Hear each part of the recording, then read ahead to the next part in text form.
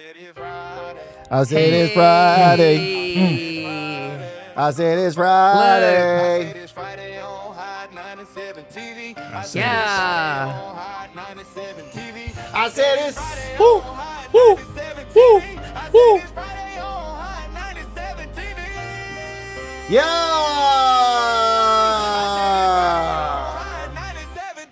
Let's go. What's going on, everybody? Welcome to Hot 97 News. This is a brand new live news show where we talk about all the biggest stories across the country. It is actually Friday the 13th. Oh, boogie woogie. Ooh. So that's why we got to start with a little song. You know what I mean? Really get us into it.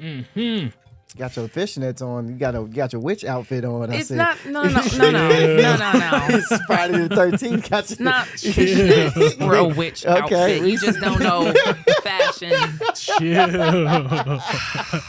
Because that's how the devil likes to do you. He tries to like just throw you off your track, but you can't let the devil win. That's a word. Oh boy. Okay. Oh, look at you. See, that's exactly what you get. Oh, I over wasn't here. focused? You weren't even paying attention. Yeah. All right. That's all good. Okay, well, diving into the news. First, we're going to start off with a word from our president. Trump says we are going hard on Iran today. And I will tell you that we're not going to have super heavy Iran news because we're just kind of going to let this thing play out. But you should see what Mr. No New Wars was saying. And I kind of highlighted the part that I thought was interesting. We have unparalleled firepower, unlimited ammunition, and plenty of time. Watch what happens to these deranged scumbags today. They've been killing innocent people all over the world for 47 years, and now I, as the 47th president of the United States of America, am killing them. Oh, oh man. And, you know, it just, first of all, I did think, like, what are the odds? Yeah, 47 years and the 47th president that it would be happening right now. That's crazy. But at the same time, it's also directly against everything he campaigned on. You know what I mean? These people are very murderous. Yeah. Yep. Oh, it's about to get real. Because when Trump says something like that, man, unfortunately, I hate to say, he means what he's about to do. Yeah, that don't sound like no threat. That sounds like a promise. That's a promise, man. He does, like, with the way he tweets and the way he talks, it's very much so like a child. It really is. And people keep noting that online too, where it's like, you're the president, man. You Like, can't just be saying stuff you like can't just be saying this. like this is crazy to scumbags. Who uses what president do you know uses scum? There's so many other words to use. His vocabulary has to, he's got to elevate his vocabulary a little bit. That's all I'm saying. He low-key sounds like Chucky.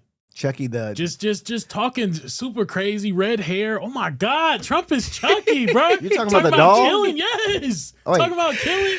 He's slashing folks. He's tearing them down, bro. I've never seen Chucky, so. Oh, for real? Yeah. He has a very vulgar vocabulary. Oh, okay. Yeah, Okay. yeah. Dang. BT. Yeah.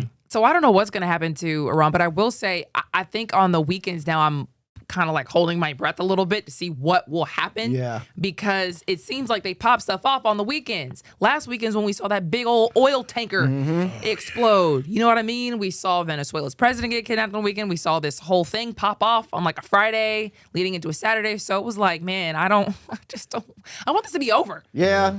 Don't look like it's going to be over no time soon. That's all I'm saying. It don't look like it's going to be over no time soon. But I think we will see it over way quicker than how we saw Afghanistan and all that. I think this will definitely probably, I don't know. I think it will probably end quicker than what happened 9/11 in Afghanistan and stuff. I think it'll end quicker. What do y'all don't think so? I hope so. Oh, okay. All right. Yeah. Why you I don't think so. You don't bruh, think so? Especially if we put them troops down there, bro. They haven't backpedaled on that still. It's still up in the air, bro. Okay. Remember when we were talking about how that one senator came out that classified briefing and he said any of these objectives basically require putting troops on the ground. Yeah. And so I hope that's not true. Yeah. I mean, but it's notable though that nobody has seen Iran's new leader. Nobody's physically seen him. Like, he hasn't done any videos. Oh. He just released a statement like through other leadership, but nobody's seen him yet. So they might take this as an opportunity to say like, well, maybe we think that he's more hurt than they're letting on, or maybe we think that he's gone. I mean, we don't know. Well, to be fair though, I've been seeing reports that like they really haven't, like the Iranian people haven't really heard from him in general though, even when his father was alive. So that's true. Maybe he is Batman now, and he's just like, I don't gotta talk. I don't gotta talk. We'll show him what we got in store. We shall see. Meanwhile, apparently America is just in our villain era, and there's nothing we can do about it. And some people actually don't mind it, but Pete Hegseth is changing the military because he wants to make the U.S. military a lot more aggressive and a lot less restricted by pesky moral and legal rules when fighting wars. And this was the announcement that he posted on social media about this. We've ripped out the woke distractions, slashed the red tape, and put every asset back into winning wars. But one area still needs a hard reset, and that's how we do legal support in this department. Everything gets measured against one standard. Does it make us more lethal in competition, in crisis, or in combat? Bottom line, sharpen our legal edge to sharpen our warfighting edge. No more distractions, no more shortages in the fight because of misplaced priorities. Our warriors deserve legal teams as lethal and focused as they are. Go ahead. What I was gonna say is I hate that they talk like this because for people like me, I don't be understanding what none of it means. So so it makes me mad because I really want to. I mean I'm involved, but I'm like, yo, what are you talking? What are you talking about? That makes none of that just made sense to me. Right. So he's saying he would like our military lawyers to be more focused on making sure our military can be more lethal. Instead of having to sit around and worry about the legality of things or how moral something is, we need to be focused on how lethal it is and have that be the focus. So he says right now, when he says JAGs, he's talking about military lawyers. So when he says our military lawyers are spending a lot of time that's taking away from our military, he's saying that they spend a lot of time doing two big things. Number one, which is like their job, giving commanders advice on whether planned actions are actually legal under U.S. and international law, and then that they also handle office-like work and non-combat paperwork and civilian-style legal stuff and duplicate roles. So he's saying, we got to cut some of this back so we can have them focus on just like the military aspect of it. And part of that for sure seems like it's almost unnecessarily holding them back and that some decisions literally can't happen quickly because of a bunch of paperwork or a bunch of forms or approvals or people doing duplicate roles. So he's saying we got to tighten this up. And that makes sense. And people who support what he's saying here would agree that it would let the military be more decisive and more lethal without lawyers kind of bogging everything down. But some people are concerned about this because they feel like he's also weakening the guardrails, so to speak, that stop the military from just doing illegal things or overly aggressive things. So commanders could get more freedom to kind of cross the line a little bit, you know what I mean? And do things that might be considered a war crime, might end up with excessive civilian deaths or just a violation of a treaty, because this is kind of what he would like the military to do now. Oh, so they want to run us. They want to make sure that we follow the rules, but they don't got to follow the rules. That's kind of crazy to me. That's all I hear. They would like to make sure the rules, at least for the military, are broken, are as loose. are loose. Hey, it sounds like they don't want to. It sounds like they don't want to follow them. That's what I'm hearing. How can we get around with killing as many people as we can without getting in trouble? Exactly. That's what I hear. Exactly. Without having to have as much red tape. Yeah, that's what I hear. Much conversation about it. How do we just go for it? Because this would be a change in how we've been doing things. Yeah. The process of being lethal actually got harder for a reason. The U.S. military has a history of doing super screwed up things. So the military beefed up the JAGs' role, the military lawyer's role, to make operations more moral, more legal. Let me make sure you can do this before you do this. Let me review the target for the airstrike before you strike it. Let me help write the rules of engagement and make sure you're not doing nothing crazy out there. Let me make sure the enemies are positively identified so we don't kill a bunch of civilians, that kind of thing. Hegseth said, we don't need all that. We don't need all that. We need to be able to ruthlessly cut out all of everything to prioritize their ability to kill. That's what lethality means. Yeah. And I kind of get where he's getting with this, because I mean there are certain operations that are needed like right split second. You can't go to the law. You can't go to the law. You can't go to the courts. Yep. My only issue is, I mean, like I said, I'm all for like them doing stuff in the best interest of America. But you also in that need to be explaining to Americans at least why you're doing some of these things. Like Maduro, I understood. Yeah. That was considered a war crime. I'm sure they're dealing with some real bad stuff right now. I'm sure the Jags is at work with Maduro right now. But when it comes to like Iran and you're still not giving anybody any reason why you're doing it, it's like, all right, so you just want us to let it go, but like you're not going to explain why? Right. I totally agree, because it would also then depend on what president and what leadership we had at the time felt like was necessary. Mm-hmm. If I wake up one day as the president and decide we need to go bomb Zimbabwe, you know what I mean? Then like I get to do that without telling Americans what it's about, what the plan is, what the goal is, what the objectives are, and how we definitely see ourselves accomplishing them and what it's going to take to accomplish it. I don't have to tell y'all any of that stuff. So if any leader can just decide, well, this is what's in America's interests and not have to tell Americans and get our viewpoints on it at all, that is kind of strange. Right. I mean, and even in that, though, it's like if they are doing it, like they're doing it first and then they're explaining later, or they're explaining after the operation, I understand.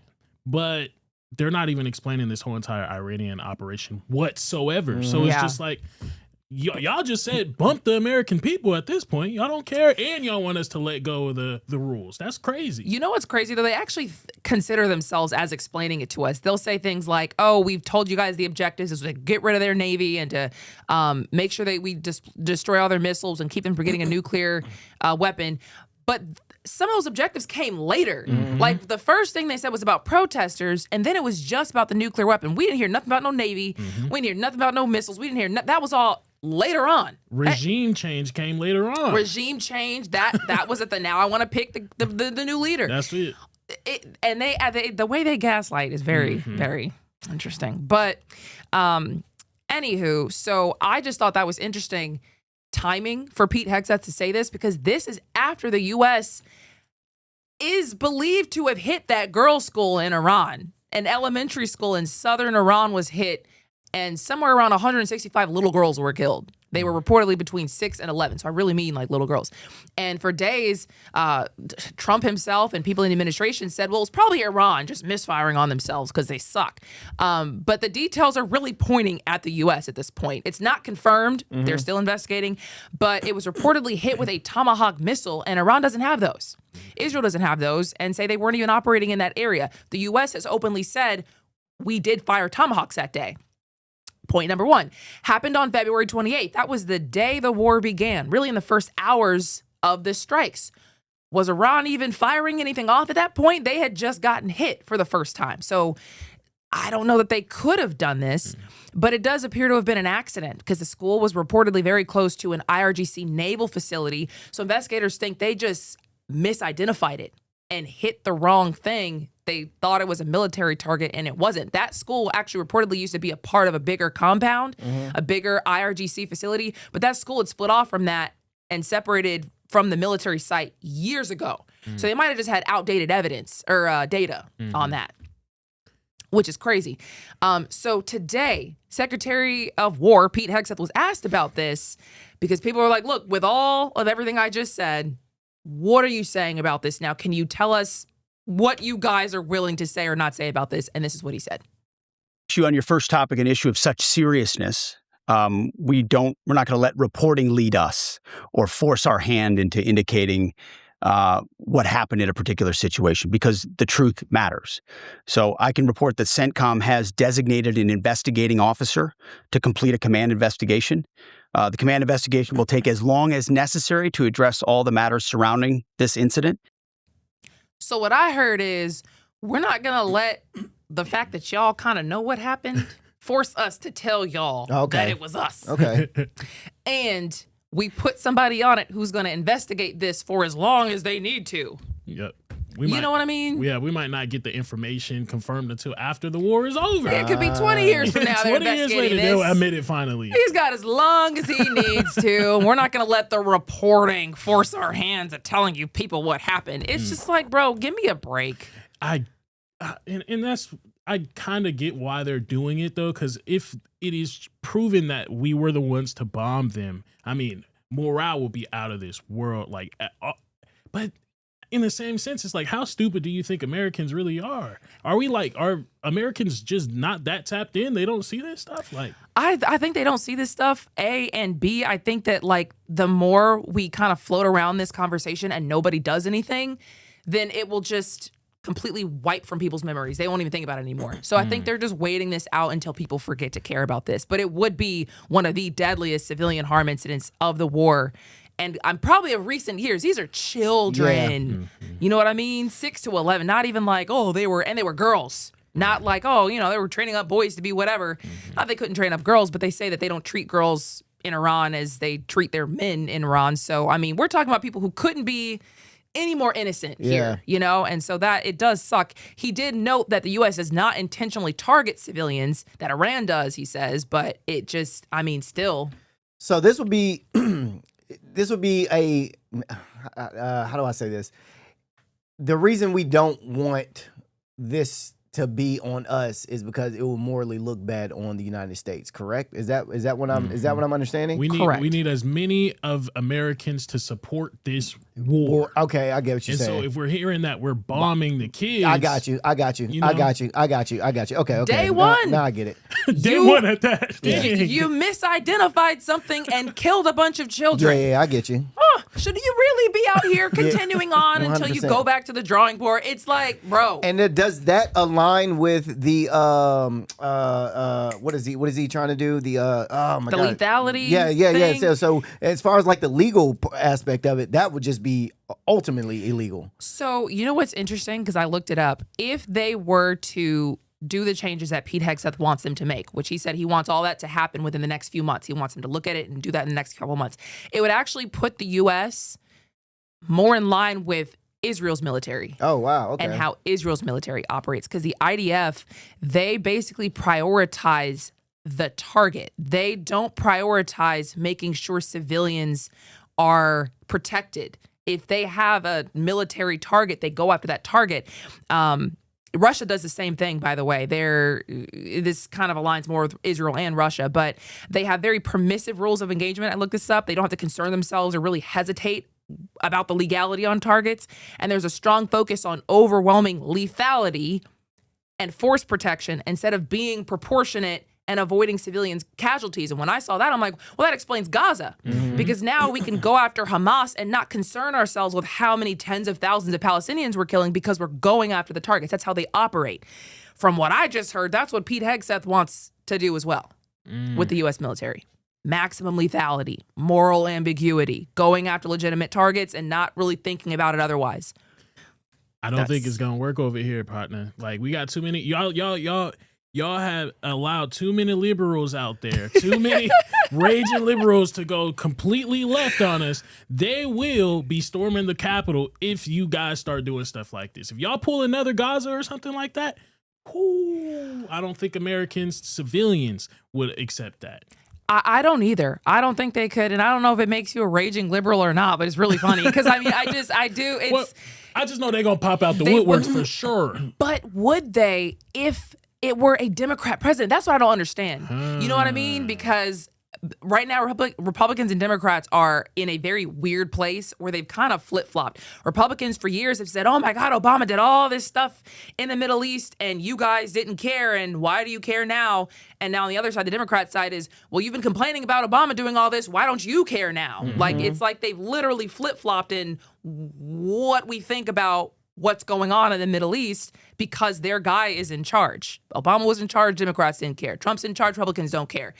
That's why I'm like, some of this outrage, y'all don't care. Because it's ridiculous both ways or it's not ridiculous at all. It can't be both. Yeah. But in the meantime, more soldiers have died because a military plane crashed in Iraq, and the details are conflicting again. So this happened yesterday, and Central Command said that there were actually 2 aircrafts involved. One went down right there in western Iraq in friendly airspace, and the other one is believed to have landed safely in Israel from the reports I've seen. So no one has said what happened yet or how the second aircraft was involved, but Central Command said they do know it was not enemy or friendly fire. So the downed aircraft was one of these. This is an example of what it is. This is a U.S. Air Force KC-135 Stratotanker. It's an aerial refueling plane, basically. They put that up, and they're able to refuel other planes midair while they're in flight. So nobody has to stop and go to the ground and get fuel. So they're able to do these long-range missions and go after targets far and far and far away because they don't have to stop to refuel. So the plane reportedly had 6 crew members aboard, and as of today, 4 were confirmed dead, and it seems like crews are still trying to rescue or recover the other 2. So again, U.S. CENTCOM says that it was not hostile or friendly fire. This is when they put out a little preliminary report on what happened. This is right after it happened. So again, they're saying, we don't know what happened yet. We just know it was not hostile or friendly fire. That is not what an Iraqi militant group said. An Iraqi militant group took credit for this. They said it was them. I put notes in here. I think it got deleted, but basically what I had seen was the militant group said that they targeted these planes because they were in their airspace and they were basically protecting their sovereignty. And I mean, it conflicts with what the U.S. said about it. Yeah. So they could be lying to make themselves look stronger, or the U.S. could be lying so they don't have to come to the American public and say, more of our guys were killed by enemy combatants in a not war that we didn't ask you guys about. I don't know. At this point, I did it. Because I mean, it's just so much lying going on. That's why I can't keep up, because it's so much he say, she say, this did this. I'm like, who actually did what, and what did who, and when did that do to that? God, literally. God, you know what I mean? And it really all is propaganda. Yeah. That's why I'm just trying to tell you what's out there, because I think it also does explain why people in different parts of the world are thinking and feeling and acting the way they are. They're getting a totally different story than we are, and so why not just tell you the whole story? I would like to believe the U.S. I would like to, but like, again, that's what I was telling y'all before. My allegiance to the U.S. is despite whatever the government is doing, because the government changes every 4 years. For sure. So I'm not, like, my allegiance isn't to a person and what a person wants to do. My allegiance is to the flag, to America. I'm rooting for us. I'm rooting for us to be safe. You know what I mean? And I hope that our government knows what they're doing and doesn't get people killed, or at least can mitigate it. You know what I mean? I'm talking about U.S. citizens and U.S. soldiers and troops. Like, I'm hoping that they can keep them from getting killed. Yeah. I don't know. I will say though, Iraq does take pride in when they do have hits or something like that. They take pride and they take ownership in it. But if they didn't hit something, they'll also say, "Hey, that wasn't us." Like Afghanistan, they did. I mean, Saudi Arabia. They say, "Yeah, we didn't bomb Saudi Arabia. That wasn't us." So they'll take pride in what they do. So if they're claiming that they did this, I mean, hey, they might have. Because this was an Iraqi group, but they're backed by Iran. So they're all, they're all out there. So I don't know what to believe, but that's what our government said. So Yikes. That's what they said. In the meantime, and this is going to take us into the back half, there were 2 potentially terror attacks that happened yesterday. Same day. One was a synagogue in Michigan that had just like a car ram right through it. And so this happened in Township, Michigan, West Bloomfield Township, Michigan, I mean. And this was at the Temple Israel. And yeah, basically federal officials say the suspect's name is Ayman Mohammed Ghazali. He's 41 years old, and he was a naturalized U.S. citizen born in Lebanon.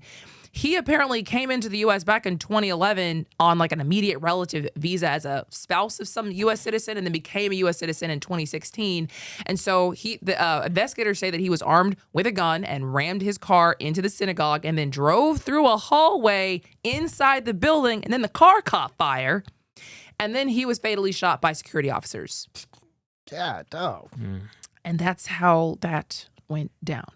And so obviously the security officers are now being praised for stopping, potentially something that could have been way worse.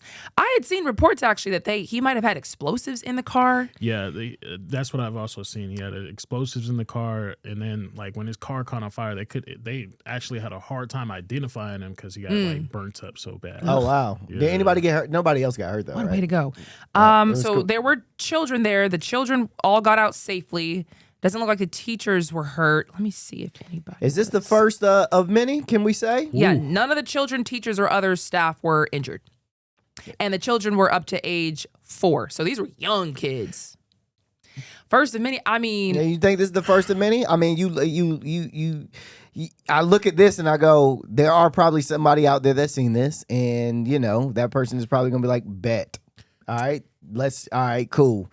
It usually, I mean, I just like to look at past in history. Yeah. It usually happens, it's not the only one, in my opinion, that is going to happen. I think there will be more people that will jump on this bandwagon that say, oh, okay, he did it, or whoever they did it, I'm going to do it next. And then that person go, oh, I'm going to do it over here. And then I'm going to do it over here. And then we got a chain reaction of people just doing terroristic stuff. They talk about sleeper cells. I don't know if this kind of thing is it, where someone just gets tapped to do something. I do think it's extremely strange at this point that we keep seeing naturalized citizens at the helm of some of these attacks. You know what I mean? Because, y'all wanted to be here.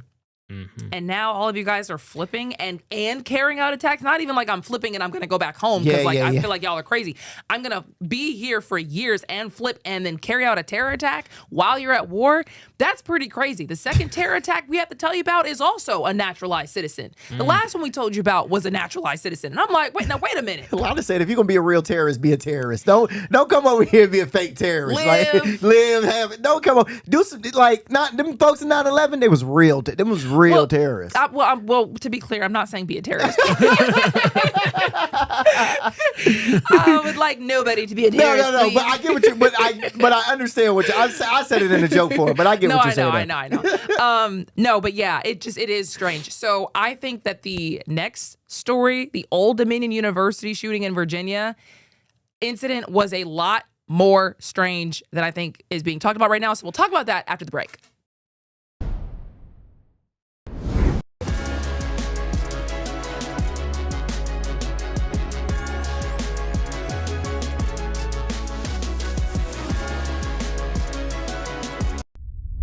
A major move today. Hot 97 is expanding. Hot 97 has launched a full streaming television channel. Hot 97 is no longer just a radio station, it's now a streaming network.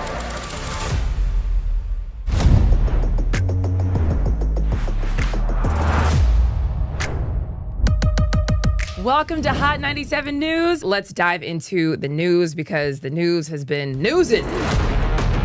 Hot 97 Mornings with Merrill. We got Shiny Culture in the building. Leah Bell in the building. Good morning. And DJ Cass One. You know what it is. You know how I get down with the Funk Flex energy, baby. Let's get it, Flex. Nobody don't want no smoke. Wow, it got spicy real fast. Here for it all. We're here for it all. Let's go. Mariah Carey takeover.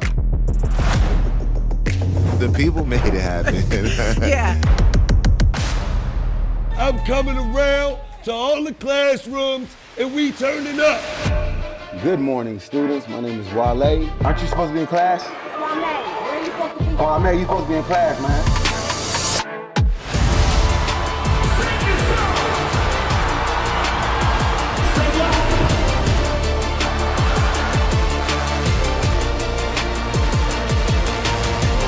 Rihanna has become a true worldwide icon. Congratulations on the job. We listen to Hot 97 every day. We can't wait to hear you guys even more. Hey, let's go!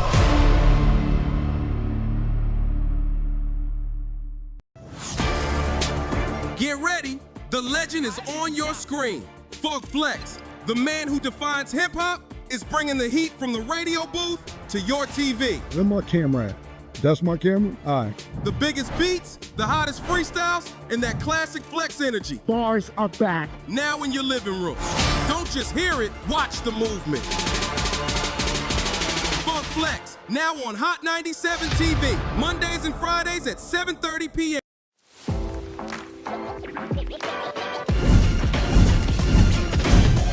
Welcome to Hot 97 News Atlanta. We're here with Rondell with 2 N's. What it do? Give it up to you. And Million. Hey, the fact that this is a reality. Brand new live news show. I'm your host, Lana Harris. There is so much going on in this country and in this world. Civil unrest. Nobody's going to trust that. Any of this sounds, like I said, it sounds good. Yeah. It does sound beneficial.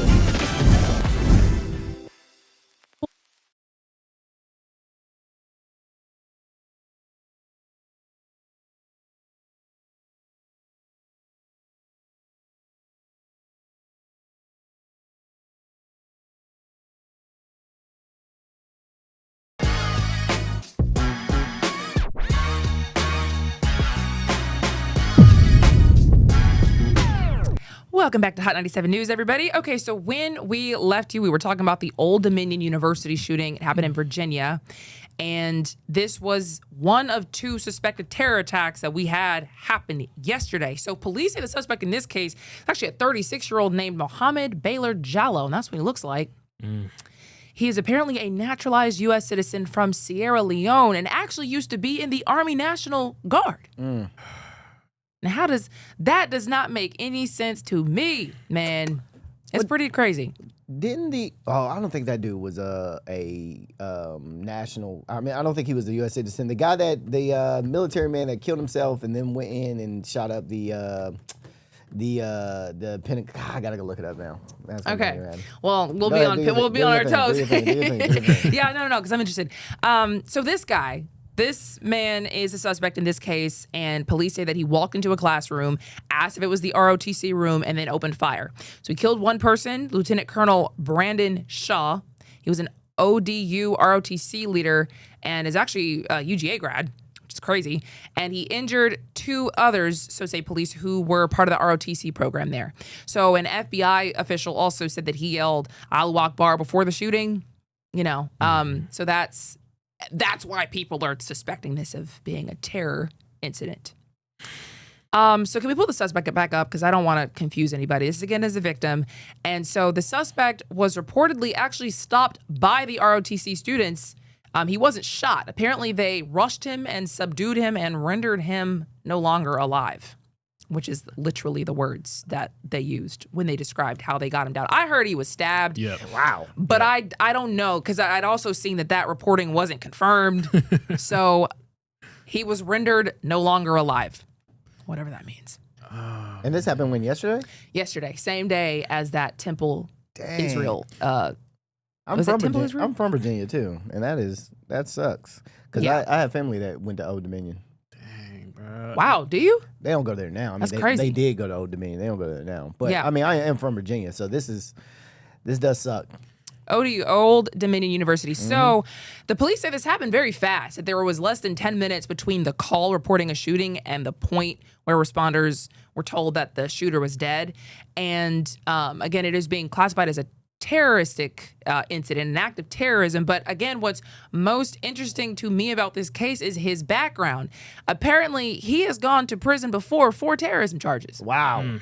Yes. So taking you back, he served as a specialist in the Virginia Army National Guard from 2009 until 2015, and he was honorably discharged. He then pleaded guilty to terrorism charges the next year. 2016. So back in 2016, the DOJ had case materials on this that said that he had recently taken a 6-month trip to Africa and then met ISIS members in Nigeria and started talking with them. And prosecutors say he sent them money. He tried to join ISIS. He tried to get a gun for a whole U.S. murder plot. So they find this out. He gets arrested. He gets charged. He pleads guilty. And then in 2017, he was sentenced to 11 years in prison. That would mean that he's still supposed to be in prison right now, but he was released early, December 2024. I wonder why he was released on good behavior. I wonder why he was released early. Because yeah, man, I think if you have terroristic charges, man, that's immediately like Montego Bay type of situation, in my opinion. Like, Right, why are we even letting you out if you thinking about harming U.S. citizen or U.S. anything? Like, that don't even make no sense at all. Because you clearly don't want to be here. Obviously. So we're going to send you to where you want to be, brother. Let me just go ahead and, especially if you were a naturalized citizen and you committed terrorism, an act of terrorism against U.S. citizens, I mean, that's like, you at least go back to your homeland. And do it over there. They always want to mess up us. And then, let me not speak too loud because we want to do the same thing sometimes. So let me not. Wait, what? I was about to say, they always want to come over here and mess up us. But then I had to catch myself because we, you know what I'm saying, U.S., we not the nicest people either now. That is true. So, and I think that is something to take into consideration when you do see things like this happen. A lot of the people in the Middle East see all these U.S. bases all over the Middle East and they're pissed and they attack them. And that's why our troops are always, in such harm's way out there. And it's so dangerous because they don't want them there. So then these people come in here, it seems, and want to do an attack. And it's like, I wish we could just have peace, man. And like I said, this looks like this is the second one in one day is hey, look. I think when stuff like this happens, they shouldn't nationalize it though. I don't think they should put it on the news. I don't think they should put it on the internet. I think it should be a closed situation because you have deranged people out there that look at it and go, great idea.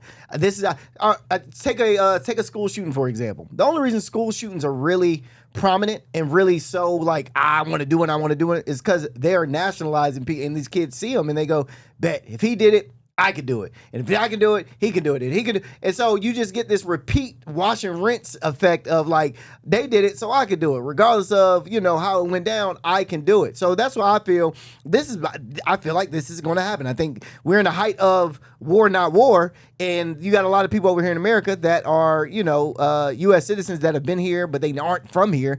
And yeah, they don't like what we're doing. And they see two people that just got it cracking off the, you know what I mean? Yeah. So yeah, they're gonna look at it and go, bet. All right, they did it. All right, let me talk to X, Y, and Z. Y'all feeling the same way I'm feeling? Bet. Let's go do it over here. Y'all feeling the same way I'm feeling? Bet. All right, now we got a Telegram group. Now we got bro. It's a snowball effect and it's never a good snowball effect. Yeah. Also, I do hear you guys or see you guys in the comments. Montego Bay. I think he meant Guantanamo Bay. What did I say? Montego Bay in Jamaica. Y'all ain't want to stop me on that one. Yeah, I didn't even process it until I looked over and saw, and I was like, wait, you sure did say Montego Bay? I did. I meant Guantanamo Bay. But I knew what you meant. Exactly. I knew what I meant. I knew what I meant too. But we see that's why the comments, they keep us honest here. Yeah, I appreciate y'all. We ain't sending these terrorists to Montego Bay in Jamaica. Sounds gorgeous. It does sound good. So with it, I'm kind of struggling with this one. I saw an article online that had popped up on my news feed not too long ago. Well, not too long ago, like earlier this morning about it. The article comes from The Intercept. I don't know if that's like a credible news source. It's a real investigative news outlet that was founded in 2014 though. But they, in that article, it came out in 2016 and they was talking about the incident initially of him getting arrested. Okay. And in that article, relatives, like people that was related to the alleged shooter at this point in time, they said that Jalad talked with someone he thought was connected to ISIS. So they basically said that, oh no, that's what the government said. But his family was basically claiming that he was arrested because he was manipulated by an FBI informant the whole entire time. Oh my gosh. So they said that the informant encouraged him to talk about violence. They argue that he was young and impressionable and was trying to impress someone he trusted. And they believe the government took different statements and actions and combined them to make him look like a terrorist. Interesting. So this is an article back in 2016, and the fact that he's doing this now in 2026 is kind of wild to me. You know what? It's wild because it doesn't make any sense that you would get out December 2024. It just got to be 2026. So the end of 2024, you've been out for like a year and 6 months, and you go back and do it again. You weren't on a watch list. Nobody was trying to make sure you weren't doing any kind of terror. Wow. You got out early. Right. And then ended up doing this. I mean, that's pretty nuts. And again, can somebody look up and just get like one sentence? Yeah. How many naturalized citizens have been accused of terror attacks in the past year? Let's just say year. But I'd also seen something else from his family after this incident. So it's funny that you bring that up. I mean, it's not funny because none of this is funny, but it was like, hold on, this is the wrong story. I believe it's like his sister or somebody was like, I just talked to him 2 days ago. And Oh, I no. don't know. Yes. Let me see here. It says, yes, family attorney reaction. AP reported Jallo's sister said she had seen him 2 days earlier, and I have no idea what's going on. I know nothing. I don't even know who to call. So imagine you find out your brother does this, and you just like, but he was already in prison for terrorism charges. This whole thing, it's very strange. Yeah. And I looked it up, right? So the U.S. Department of Justice report found that 402 foreign-born individuals were convicted of international terrorism related to charges in the United States between 2001 and 2016. I'm guessing that's like the most recent data that they have. I'll double check that. Just in the last year, though, the last year, how many naturalized citizens have been suspects in acts of terrorism charges in the U.S.? In 2025, a natural U.S. citizen in Minnesota. I'm not getting anything right now on that. Okay. In the past year. Sorry, I'm just gonna look up. Okay. So, but I mean, I think that is, to your point, something that we would all need to be looking out for. But at the same time, y'all are not about to just have me scared. You know what I mean? And that's why it took me a long time to even decide whether or not I really wanted to report this. Not this, because this was so jarring, but just this type of thing. Like, are we going to just start trying to scare people when there's nothing we can do about it and it wasn't our choices that created these circumstances to begin with? Like, there was an incident that happened in New York we didn't really talk about. And in that case, I think there was some kind of a protest. It was like an anti-Islam or anti-Muslim protest that there's like 20 people showed up, and like over 100 anti-protesters showed up, and somebody threw like an explosive device, basically. It didn't go off though, right? And it was near the mayor's house, and it was a big deal. And I'm just like, I don't want to just be spreading terror. What I'm just gonna tell you guys to be afraid. Yeah. Because what are we gonna do? All we can do is live our lives. So. My biggest issue is I really hope the government doesn't use this as an excuse to send troops on the ground.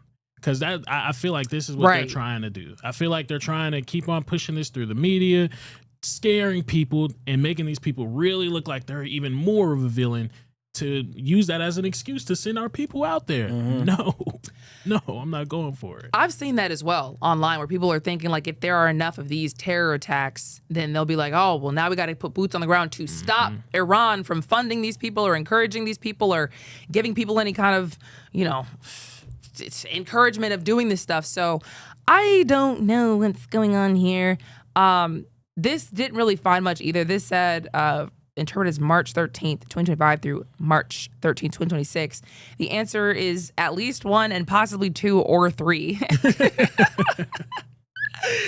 But we had the two cases from yesterday, and then we had that Austin shooting. That Austin shooting where the guy in a Property of Allah hoodie walked up and just shot random people with a Quran in the car, and like that was a naturalized citizen. How are we doing this? What are the naturalized citizens just getting like? That's what I'm saying about. Is this the sleepers? Is that what they mean by that? Because what are the odds? I'm trying to figure out why he was even released in the first place. Like, why is he out?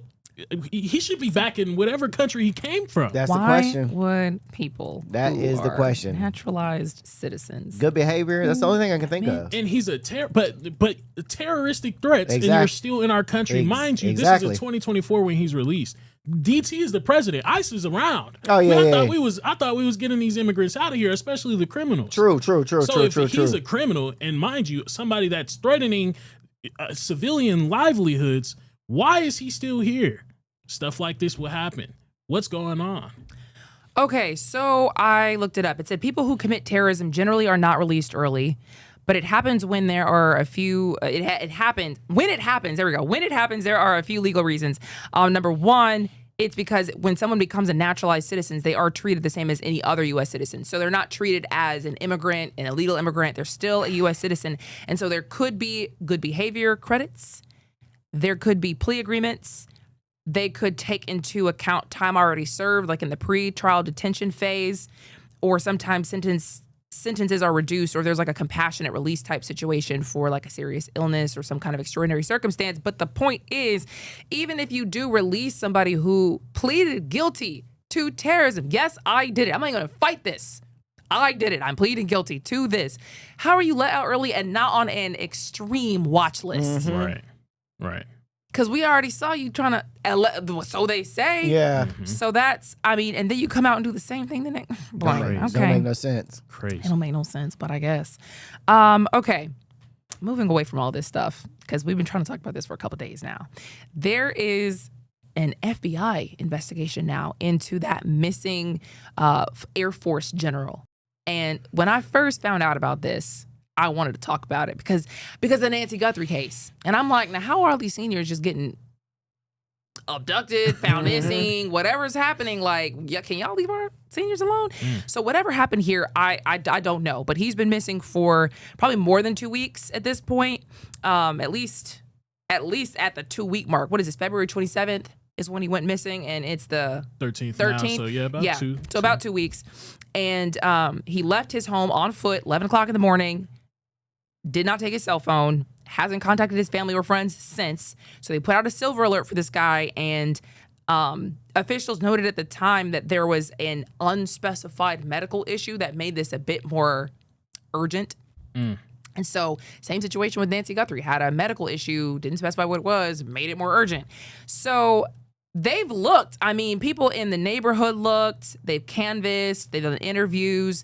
Apparently, investigators say they contacted more than 600 homeowners in that neighborhood during the search. So they've been talking to people. But apparently, he is an avid outdoorsman, and he hikes a lot. He runs a lot. He cycles a lot. So he's still with it. He's not like some, senile person who can't move and whatnot. And everybody is just pointing out the fact that he had several high-level and sensitive positions in the Air Force. He had a lot of knowledge that is now missing in action right now. So I believe this was his wife. I found a Facebook post where Susan McCaslin Wilkerson said that he, at this point, March 6th, had been missing for a week. She didn't know where he might be. Dozens of people had been searching, she was saying. A lot of this that we've just told you about. People went out on horseback, searchers, drones with different capabilities, helicopters, 3 different types of search dogs. They've had a huge search area for him. And she said she was trying to address some of the misinformation circulating about him because people have been thinking it was curious that he had a lot of UFO knowledge and he's gone missing. So she was saying in this post that there was no Friday morning telephone call to a close relative, that it's not like the family knows what's going on here, that he had a brief association with the UFO community, but it wasn't like he was just like tin cap. He wasn't tin cap. I mean, a tin cap, because he was an official.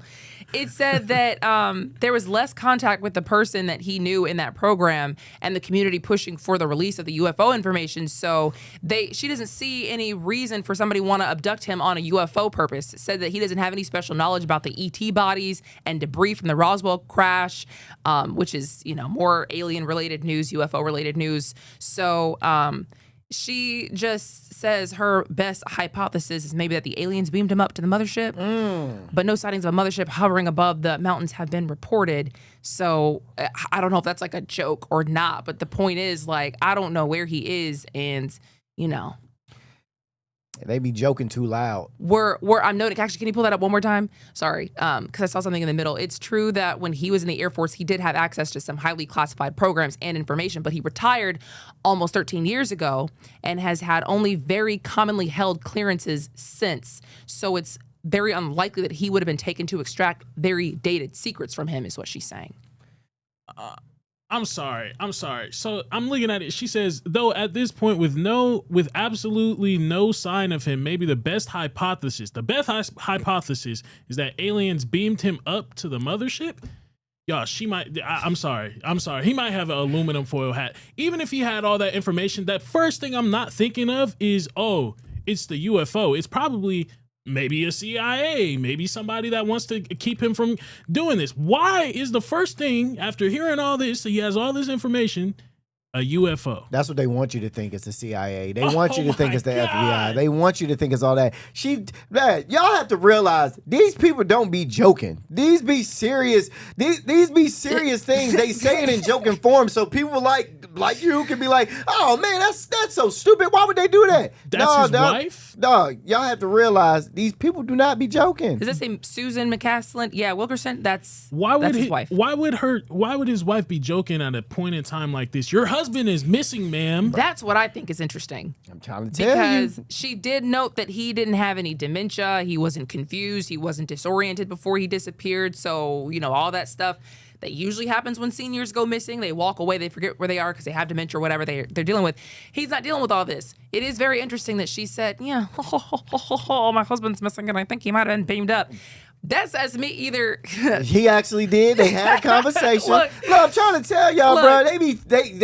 They say all this to throw you off course and be like, oh yeah, I'm gonna say this in a joking manner, and you can say, why would she do that if her husband is missing? Because she knows about it. Why would she? What right person says anything like that? You're right, Dale. She is serious. What right person says anything like that? She is seriously mentally ill. No, that's what it sounds like. All right, that's what it sounds like. You're seriously mentally ill if the first thing you think out of everything that she was talking about is that you conclude that it's a mothership.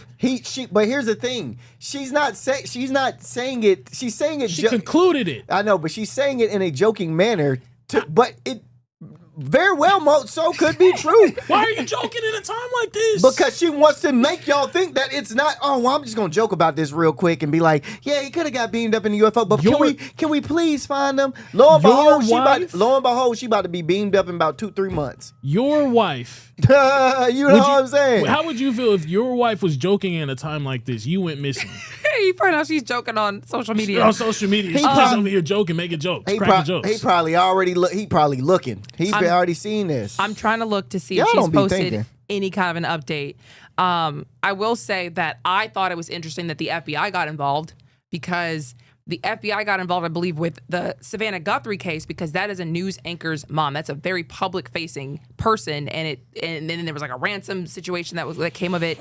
But in this case, this is a silver alert. You know how many old people go missing? This happens a lot. A lot. The FBI doesn't just get involved with silver alerts like this, and so it's kind of unusual, but he's also a retired major general with a background in those highly sensitive programs, so that makes it more interesting. So the local law enforcement, I believe, requested the FBI to get involved. But I'm looking at her page now, and I don't see any kind of an update from her. Yeah, because she's not going to give y'all an update. She not gonna give y'all what y'all want. But she did post what the Bernalillo County Sheriff's Office said about it, which is where they are, and it says it's been a week. This is March 6th. She posted about this March 7th, and the post says that it's been a week at that point since he was last seen. This is totally unlike him, and so they're just gonna start sharing verified information whenever they can, but they're asking for people's help in finding them because they believe that there are people who have information valuable to locating him who haven't spoken to law enforcement yet. So, I mean, I don't know what they mean by that. Like, a senior goes missing. Listen, man, that girl. And you think that girl Gabby? Y'all remember Gabby, the Petito? girl? Bruh, she went missing. Boy, they was searching left, right, up, down, square, circle, X, pause, everything. I'm talking about. You telling me they not searching for an older person as hard as they searching for Gabby Pete? Bro, what are we talking about, bro? If the FBI is on the case, they not finding that man. They're not finding that man. So if the FBI is on the case, they're not finding that man. Not under Cash Patel.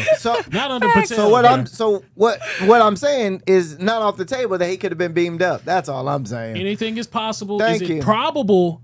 Probably not, Dale. We don't know. No, I mean, I don't think the man was beamed up for real. I do. But I think that it's very interesting that she said it. No, I'm saying, why would you just say something like that? That's not not a joking matter. That's what you say after he's found. Hey, he got found. We thought he was beamed up. No, you don't say that, bro, because she want to say that in this predicament to make y'all think that she crazy. When actually, she probably watched that man. All right, honey, I'll see you later. Look, and Blue Susan goes missing next week. Like, yeah, I'll see you later. I'll be up there in about 3 months. Like, bruh. So you think that it's plausible? Oh, 1,000%. That he was beamed bro, up. at this point in life, I don't put nothing past nothing. All right? Yeah, you could say he's missing. I'll say he's up with the aliens. You know what I'm saying? Who's to say you're right and I'm wrong? Who's to say I'm right and you're wrong? You could look like that, but you don't know. You could say it's probable. It's probably not happening, but he's probably not missing. He could be somewhere kicking it, just like Nancy Guthrie. Just based off of evidence from the past, I know that the CIA has done things to people and picked people up when they have too much information. I know that operations, there's other people, there's other groups that we don't know about that may have been targeting people for certain things that they know. That's things that I know that is true. To at least have happened in the past. I mean, the whole Epstein file. The whole Epstein file's being released. We saw a secret society right then and there. But what I'm saying is, I have not seen definite proof of UFOs in America, in the world, and I'm sorry, I just can't jump to something like that before I jump to maybe he had a little too much information. I'm not saying it's not real. I'm not saying it's not true. It's just like, come on now. There's a couple more steps you can get to before you could just say, hey, he was beamed up into the stars, into the heavens. You don't have definite information that CIA takes people. You don't have that definite information. You can't pull up definite information right now of people getting taken by the CIA. Are you sure about that? We took a whole president. Bruh. We took a whole. What are we talking about here? We take people all the time. That was not the CIA. That was an operation still. Not the CIA. That's what I'm saying, I guess I have to pull up a list real quick. I can pull up a list real quick. The CIA, I'm just saying. There's CIA, steps. you said the CIA I'm just saying, kidnaps. there's steps to it, though, Dale. You don't jump to the top. You don't jump to the top first, bro. What are we talking about, man? At that point, we should say Nancy Guthrie was taken by God. She was taken by Jesus. If she died, she was. Oh, my God. Like, what? Like, what are we talking about, man? Interesting. They did say that they were going to start releasing more information about UFOs and all that kind of stuff soon. Remember when Trump was saying that? Mm-hmm. And so I think some people did think that it was interesting that shortly after that, because I just looked it up, on February 20th is when Trump said he was going to tell the government to release the files on UFOs and UAPs and alien and extraterrestrial life. And the 27th is when this man goes missing. And people think that he knows about this stuff. So some people thought that that was a bit strange, but I don't know, man. I don't know. And I don't put anything past anything. Beam me up seems a little much, but I mean, the man is missing and she don't seem pressed. She's not pressed. Maybe she is. We don't know their relationship, but it's the fact that it's good that she can be jovial at a time like this. So that's gonna do it for us, man. Thank you so much for hanging out with us. We have an hour of Atlanta news coming at you, but if this is where you leave us, have a great weekend.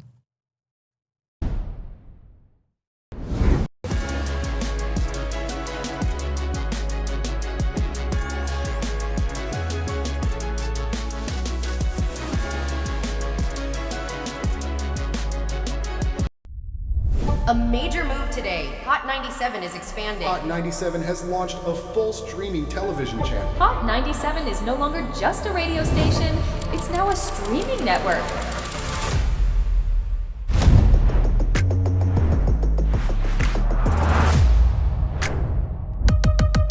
Welcome to Hot 97 News. Let's dive into the news because the news has been newsing. Hot 97 mornings with Merrill. We got Shiny Culture in the building. Leah Bell in the building. Good morning. And DJ Cass One. You know what it is. You know how I get down with the Funk Flex energy, baby. Let's get it, Flex. Nobody don't want no smoke. Wow, it got spicy real fast. Here for it all. We're here for it all. Let's go. Mariah Carey takeover. The people made it happen. Yeah. I'm coming around to all the classrooms and we turning up. Good morning, students. My name is Wale. Aren't you supposed to be in class? Oh, man, you supposed to be in class, man.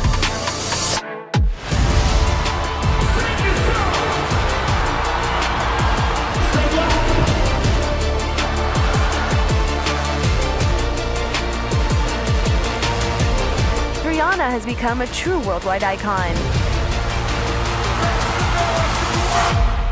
Congratulations on the job.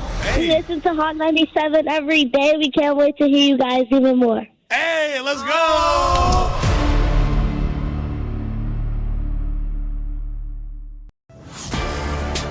Get ready.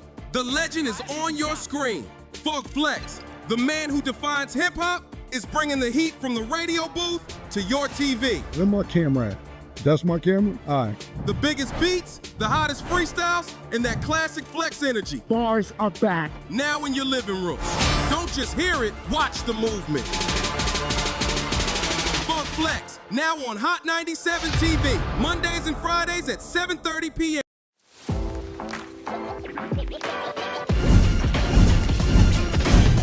Welcome to Hot 97 News Atlanta. First, here with Rondell with 2 N's. What it do? Give it up to you. And Million. Hey, the fact that this is a reality. Brand new live news show. I'm your host, Lana Harris. There is so much going on in this country and in this world. Civil unrest. Nobody's going to trust that. Any of this sounds, like I said, it sounds good. Yeah. It does sound beneficial.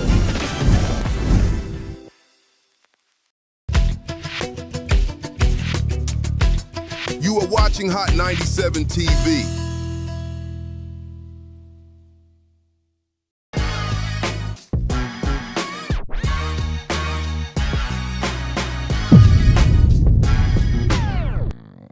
What's going on? Oh, I forgot about this. So you weren't ready for it. Hey. I said it's Friday on Hot 97 TV. I said it's Friday on Hot 97 TV. I said it's Friday on Hot 97 TV. Yeah.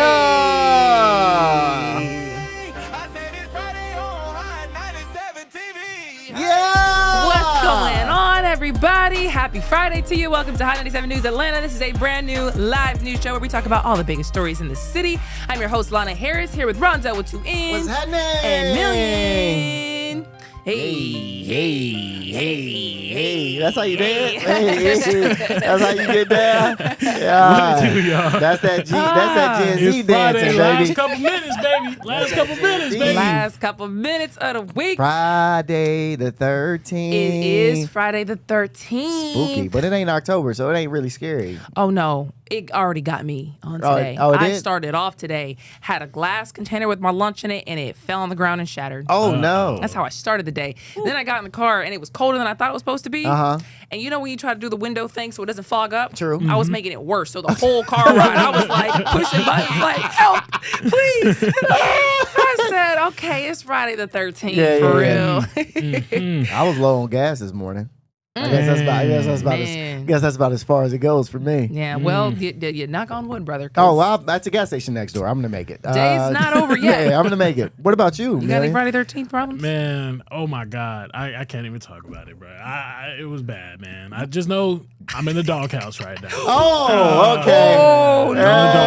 Yeah. Talk about it, dog. Come on. We got news talk to talk about it, brother. But I was like, dang, everything. When y'all said it was Friday the 13th, I was like, dang. Yeah. Dang, that makes sense. Yeah, man. Dang, so you left the house, boy. She was angry when you left the house this morning. No, boy. she that's my baby, man. She loves me. I love her. She's a very kind soul, but she's definitely holding me accountable. Yeah, she don't like you today, boy. Yeah, she don't like you today, boy. You better clip this up and send it right to her. Flowers on the way, baby. Yeah. Flowers on the way. Let's go. I was going to say, we don't have to talk about the news for a minute. And we really want to get into some tea. Yeah, some real news. Okay, so diving into the actual news, there's a middle school student here in Metro Atlanta that is accused of making a hit list on other students. Yeah, so apparently the kid attended Ridgeview Charter Middle School. According to reports, the note was described as a hit list, a list targeting certain people. Those targeted may be in danger, maybe at risk of dying or being harmed. Yeah, so school staff found out about it and started safety procedures right away. So the principal, after this whole entire situation happened, the principal ended up thanking some students who reported the note. See what I'm saying? Snitching saves lives. Kids, I'm proud of you, and I just really hope that you take snitching to your adulthood, because it's going to just help our society out. It's going to help our community out. I'm proud of you, young kids. I'm proud of you. Amen. So the kids, so the school ended up doing a formal threat assessment, which is a process, schools use to figure out how serious a threat is. And the assessment determined that there was no immediate danger to students or staff. Basically, officials are saying like the kid didn't have any real plans. He may have been messing around here and there. But again, I have to keep saying it. It doesn't matter if they're messing around. It doesn't matter if they playing.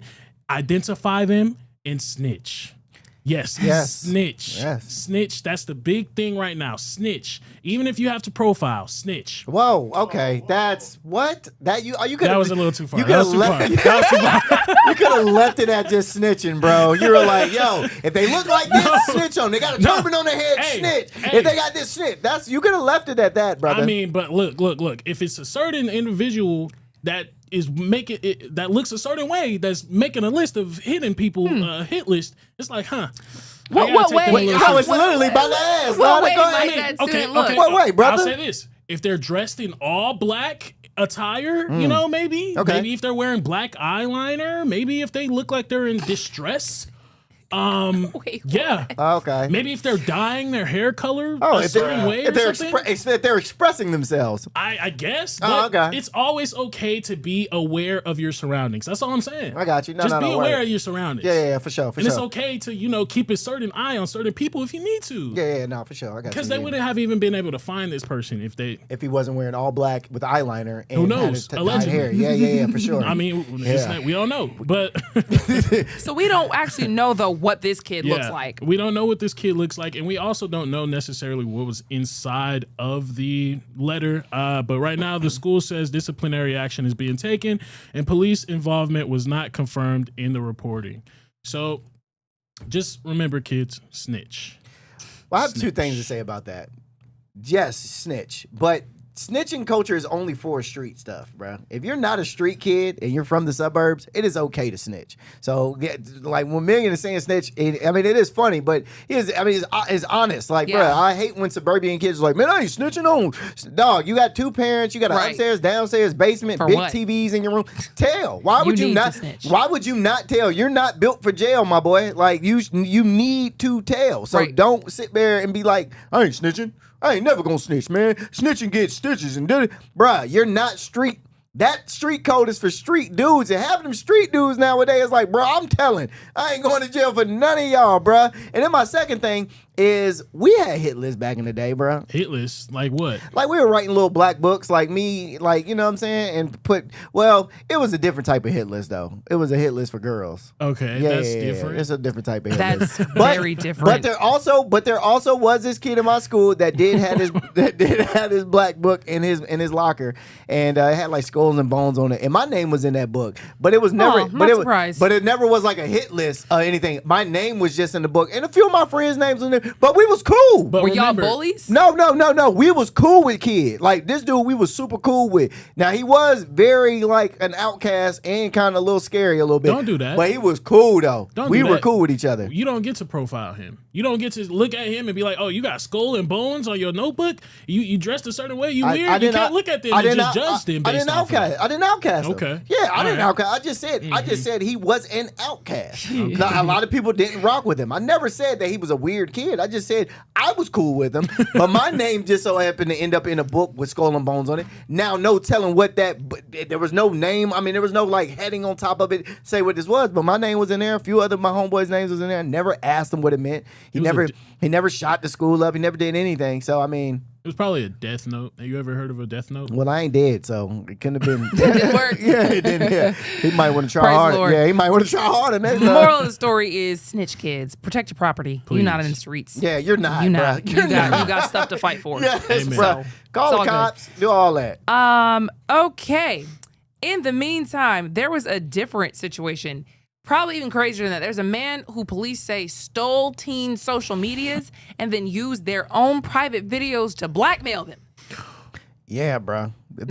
A very disturbing cybercrime case to come out of Metro Atlanta in a minute. 22-year-old man from Mobile, Alabama, named Jamarcus Mosley, just pleaded guilty after investigators say he spent 3 years hijacking young people's social media accounts and using their own private videos to blackmail them. Now, I have a story about this about myself that I'm going to tell after this. And so the wild part about this is how slick the operation was. According to the U.S. Attorney's Office for the Northern District of Georgia, Mosley would pretend to be someone the victim already trusted. He'd impersonate friends on Instagram, start a conversation, and then convince people to hand over Snapchat recovery passwords. Once he had those codes, he basically had the keys to their entire digital lives. From there, investigators say Mosley would dig up the accounts looking for private images and sexually explicit videos. Once he found them, he flipped the script and turned those same photos into weapons. In one example, prosecutors laid out, Mosley contacted a 20-year-old woman in Kennesaw using a friend's Instagram account. She gave him her Snapchat recovery password,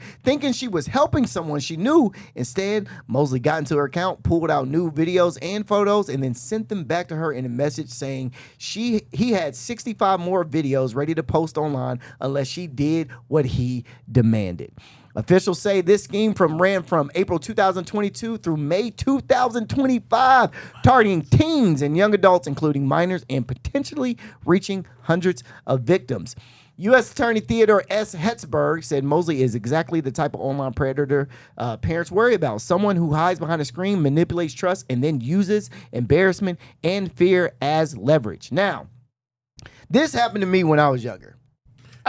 Everything just happens to you, Dale. Hey, man. Dog, I lived a wild life.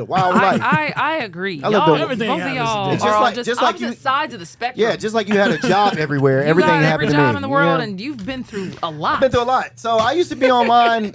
This is when people used to be in AOL chat. I don't know if you know about. You don't know about AIM. Well, AOL. AIM. Come on, AIM. Yeah. AOL Instant Messenger. So I used to be on AOL Instant Messenger, and AOL Instant Messengers, they used to have chat rooms, and in those chat rooms, man, I mean, I was like young, so we would ASL, so it'd be age, sex, and location. So I'd be like, I'm like 15, I'm a male, and I live in Atlanta. You know what I mean? So I type that in, and girls or whatever would, we would go back and forth chatting. 15 years old, man, you wild, hot, heavy. So you writing all kinds of stuff in these chat rooms and stuff like that.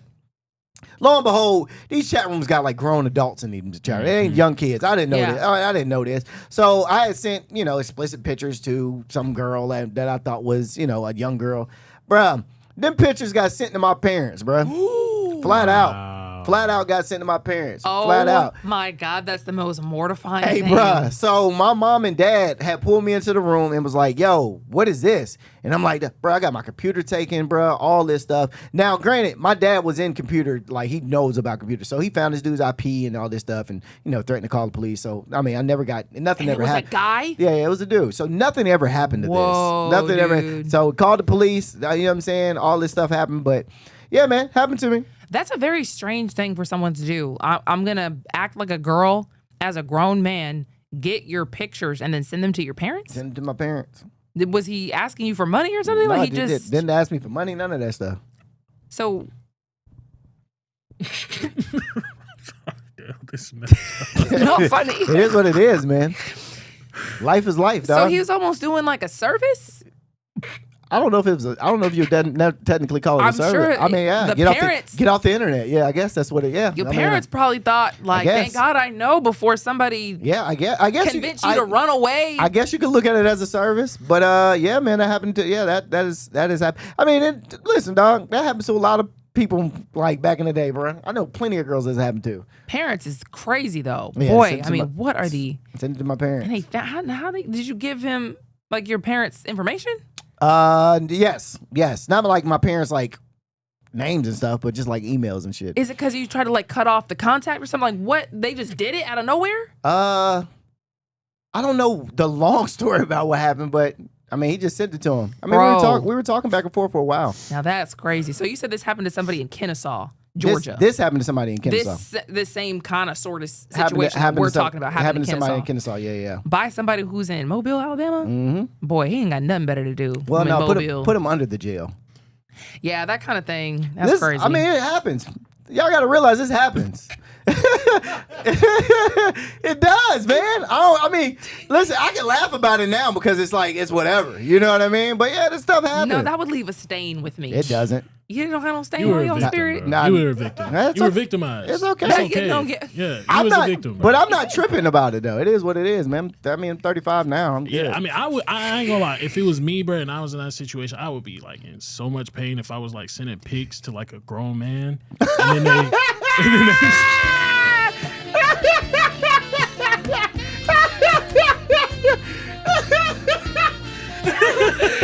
The show's over. I didn't know it was a grown man. Thought it was a girl. Boy. No, It is what it but- is, dog. But that is sick though. I don't know what is with It is these what it guys is. and these Boy. websites. I mean, even growing up in middle school, we had like Kick or something like that, and it was like a website that the kids was using.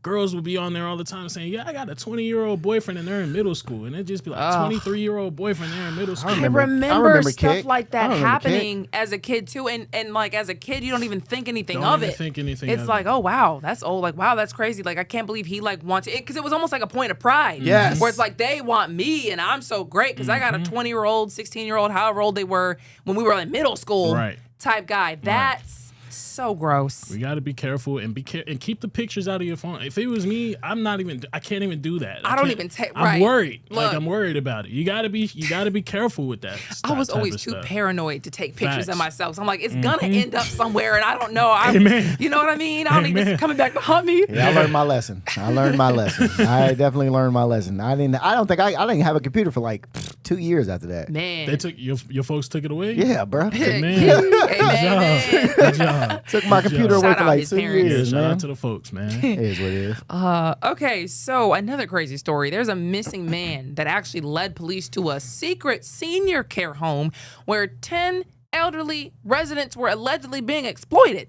Yeah, they were crammed in unsafe living conditions, as what they called it. Police say 50-year-old Deborah Calloway was running an unlicensed personal care home out of a house on Worthington Hills Drive in Roswell. Investigators say what they found inside was disturbing.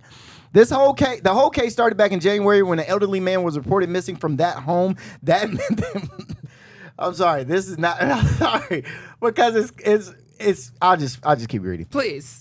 That man was eventually found at an Atlanta shelter, which immediately raised red flags for investigators. When officers began digging into the property, then they realized the house was operating like a senior care facility, but Calloway was not licensed by the state of Georgia to run one, so detectives kept digging. When police executed a search warrant, they discovered 10 adult residents living inside the house, many of them packed 2 or 3 people in the same room. She was running adult daycare, bruh, which is wild. Whoa. Which is why black people would do anything for some money. Because what in the world were you thinking? Some residents were sleeping in converted living rooms and dining rooms, and investigators say a backyard shed had been turned into a makeshift bedroom. Who let your what person was like, yo, my grandma is going to stay with you for the rest of her life. Like, until she dies, she's going to stay with you in your care.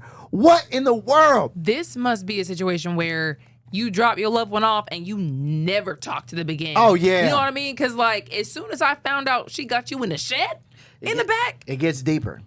It gets deeper. Authorities say the conditions were only part of the problem. According to Roswell police, evidence showed Calloway was exploiting the residents financial resources for her own personal gain, essentially using vulnerable seniors to fund her operation. Okay? Roswell Police Chief James Conroe, said what started as a simple missing person investigation quickly turned into a major rescue operation that ultimately removed 10 vulnerable adults from a dangerous situation. Bruh, if that man did not get found and lead them back, thank God he didn't have dementia. Look. Because he would have forgot where he was at. You know what I'm saying? Or like, bruh, led them right to her. Man. So hold on. The man went missing and then told police. Like, how did that? So he went missing. They found him. So he led them back to the house. They probably was like, "Yo, where do you live, sir? Or where have you been? Oh. Where do you live? Where do you live, sir? Where are you coming from? You know what I mean? That type of situation." And he led them back to Miss Deborah's house or the facility. So his people reported him missing, and police found him. Police found him, and then he that led him back to, and that's what I'm saying. Like the rest of these families, you must be putting people places, and then dipping. Never wondering about it ever again. If you don't know they're in the shed. Well, you telling me you ain't never went to go visit your grandma, your granddad, or your mom or dad and just asked to see what's going on? Called. You tell me you just dropped them off and left? Peace in her hands. Boy, what? Boy, I could never do that to my mom. Like, ever. I have told my mom I will put her in the shelter. I mean, I have told her I will put her in a home, but I will come. It will be a nice home. It will be a nice home, and I will come visit. I'd never do it like this. Yeah. That's crazy. You gotta hate your family member to put them in a place like that. That's crazy. I wonder if she was really trying to just help out the community, because there's like people that have like preschools and pre-Ks and people's houses and stuff like that. They're really just trying to help the community For sure. out. They ain't got the license yet, but they working their way up to it. Granted, I mean, putting them in a shelter is kind of crazy, but I mean, what if I wonder if it's one of those things where it started out like she had good intentions and then it just went left because business was booming. No.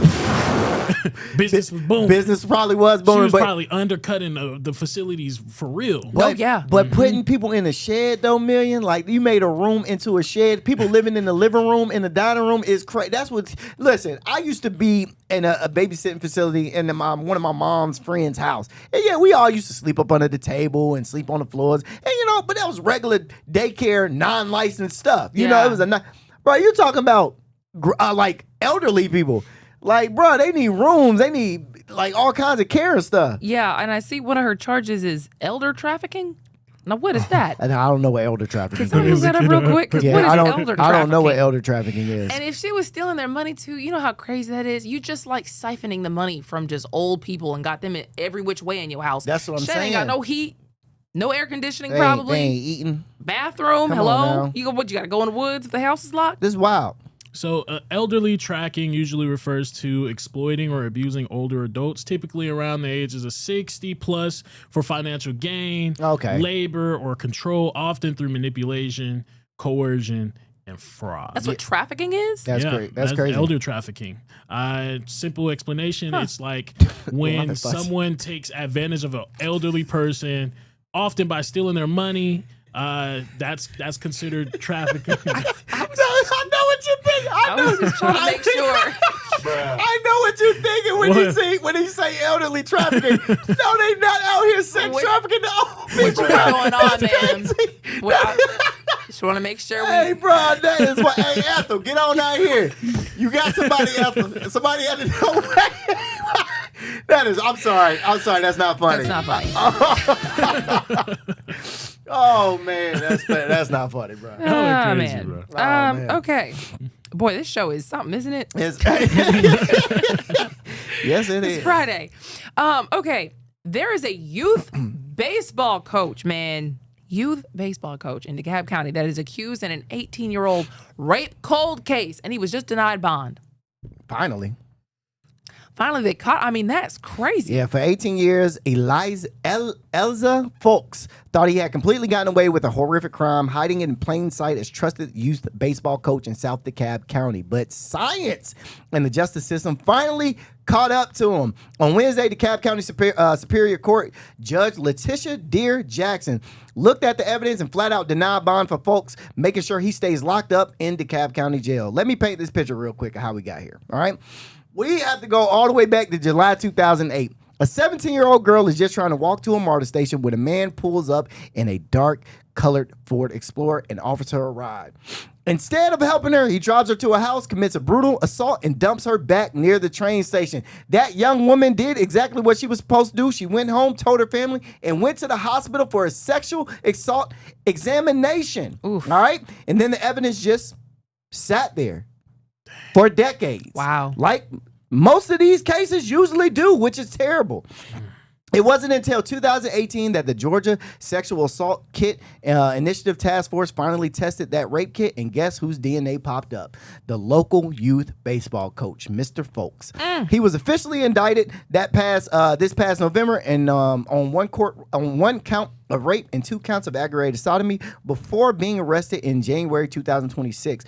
The case was actually moved from Fulton County over to DeKalb County, and DeKalb District Attorney Sherry Boston made it very clear where they stand, saying it is critical survivors get their day in court no matter how much time has passed. It nearly took 2 decades, over almost 20 years. But the clock has finally run out for Mr. Folks. Mr. Folks, I hope you burn in prison, my brother. Hope you burn in prison, my brother. Wow. Finally called him 18 years of him just living. And here is the wild part about this story, man. We are among these type of people all the time. That's what I was just thinking about. We're among these people all the time. Because you would never think, not my baseball coach my kid. He probably a great baseball coach, too. Probably a good baseball coach. Probably gives, you know what I'm saying, good advice to the kids. But dog, lo and behold, my man a whole rapist. Allegedly. No, what? What? I don't think he was proven guilty. Was he arrested or was he? Oh, he was arrested. He denied bond. Bond. He still got that little. It's floating around. Yeah, that allegedly is floating around. Well, like I said, we live among these people all the time. Like, little do we know, bro. Like, I mean, you never know who you working with. Oh wow, that's crazy. He's the one that's sending pictures to grown men. You sending pictures of grown men? What are we talking about check your past. I know where you've been for the past couple of years. You've been at work, one place or another. I've been at work. Another. You be wilding, bro. Hey, it is what it is. I know I ain't done nothing like that to tell you that right now. And I ain't gonna put that on you either, bro. I can tell you that right now. I feel it. Oh man, but no, on a serious note, bro, we do like yo, this is like we are around these people like all the time. Like walking, I always think, man, walking past people when I'm just out and about, I'm like, dang, what they could be a serial killer. I don't even know, or they could be this. I don't even know. I think about that all the time. I'm very cautious about like who I walk past. I'm like, man, that person could be somebody terrible, and we just don't even know it. And what do they look like? Yeah, it does. It does. What do they look like? Sounds awfully like profiling. When you think that they might be out to harm you, what do they look like? It doesn't sound like profiling because I didn't say I look at them and say they look like this. I said I walk past people and think like, man, they could have killed. Not to say that they look like they did it. I just said I think that when I walk past. I could walk past a person in a suit and be like, man, he could probably. You ever seen American History X? Like, come on now. Like he was, suit. A stock man making crazy money. And he was a whole murderer. Huh? I mean, you got a point, but you know a J when you see a J. Junkie. Not necessarily. Junkie. Some That's J's, the J I'm some talking J's are, about. some J's are, some J's are cool. Some J's is cool, but I get it. But I'm just saying, it's okay to profile sometimes. Like, to keep yourself safe.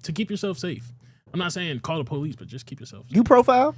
I like to be aware of my surroundings. Do you profile? I like to be aware of my surroundings and just take bits and pieces from here and there. That's it. What is that like for guys? Because for women, of course, you're looking at men, obviously, and it depends on how big they are, what they're looking like, you know, how they dress, how they carry themselves, whatever, to know if I'm gonna cross the street or not, or if I'm gonna like try to linger or be on the phone or not. As a man, do you have to like really think about that for real? Yeah, I walk across the street from women all the time. White women, I'm scared. I refuse. Yeah. I walk the other way if a white woman starts screaming next to me, bro. I'm terrified of that. So I keep my distance completely. Wow. Is that for real? Maybe it's just trauma. Maybe it's just trauma from I'm dead serious, brother. I keep my distance. Keep his distance from white women. Little white kid, if a little white kid on the street or something like that, I'm not touching him. I would just keep on walking away. How did you perform at the daycare? Did you not touch the white kids? No, I told you I kept my hands to myself, but I built a trust with the teacher. With the parents and stuff like that. But I'm just saying, bro, you never know. Be safe. Well, look, man, somebody got pulled over for tinted windows and it exposed something crazy. We will tell you about it on the other side of the break.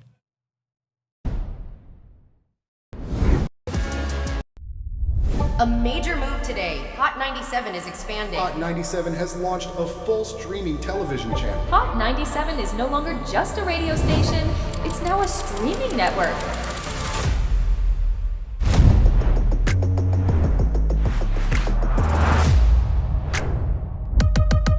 Welcome to Hot 97 News. Let's dive into the news because the news has been newsing.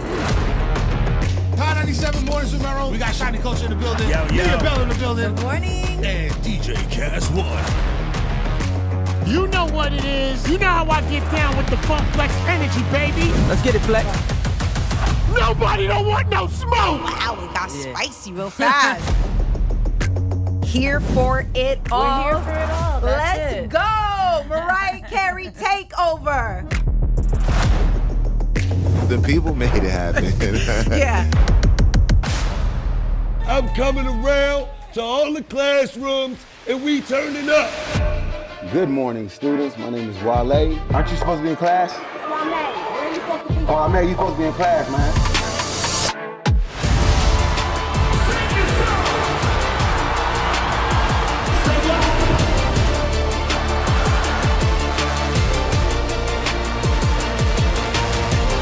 Rihanna has become a true worldwide icon. Congratulations on the job. We listen to Hot 97 every day. We can't wait to hear you guys even more. Hey, let's go!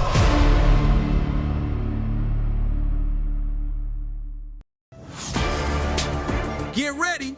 The legend is on your screen. Funk Flex, the man who defines hip-hop, is bringing the heat from the radio booth to your TV. Where my camera at?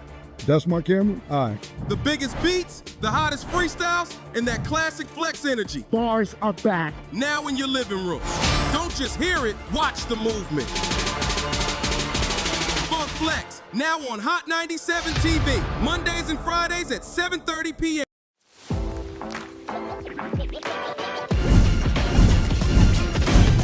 Welcome to Hot 97 News Atlanta. First, here with Rondell with 2 N's. What they do? Give it up to you. And Million. Hey, the fact that this is a reality. Brand new live news show. I'm your host, Lana Harris. There is so much going on in this country and in this world. Civil unrest. Nobody's going to trust that. Any of This sounds, like I said, it sounds good. Yeah. It does sound beneficial.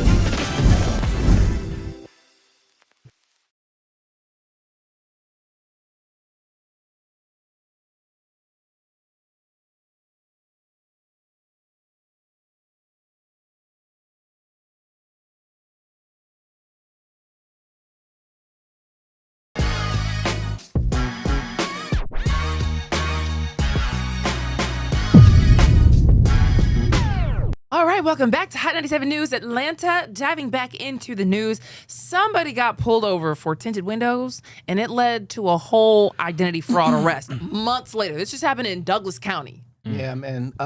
What started as a simple traffic stop for tinted windows in Douglas County just turned out into identity fraud case. Months. Ooh, do I got a list? Wait a minute. Wait a minute. Hold on. Yep. Hold on now. Months later, according to Douglas County Sheriff's Office, deputies pulled over a car on November 25th, 2025 after noticing illegal window tint. But once the deputy walked over to the car, the situation quickly escalated when he smelled marijuana coming from inside the vehicle. The driver and passenger, identified as Jamaris Morrison, were asked to step out so deputies could search the car. That's when investigators say things started getting strange, okay? Inside a jacket in the car, deputies found a wallet belonging to Morrison, and inside that wallet were 2 driver's licenses belonging to 2 different women. Man. There's nothing wrong with being transgender, dog. You know what I'm saying? Nothing wrong with that. When the deputy confronted Morrison about the IDs, Morrison repeatedly told him the licenses were both his. 2 different women, both yours. You know what? But at least he was thinking on his feet. If you would have had one, he totally probably could have pulled a like, I'm trans. This is pre-transition. This is transition.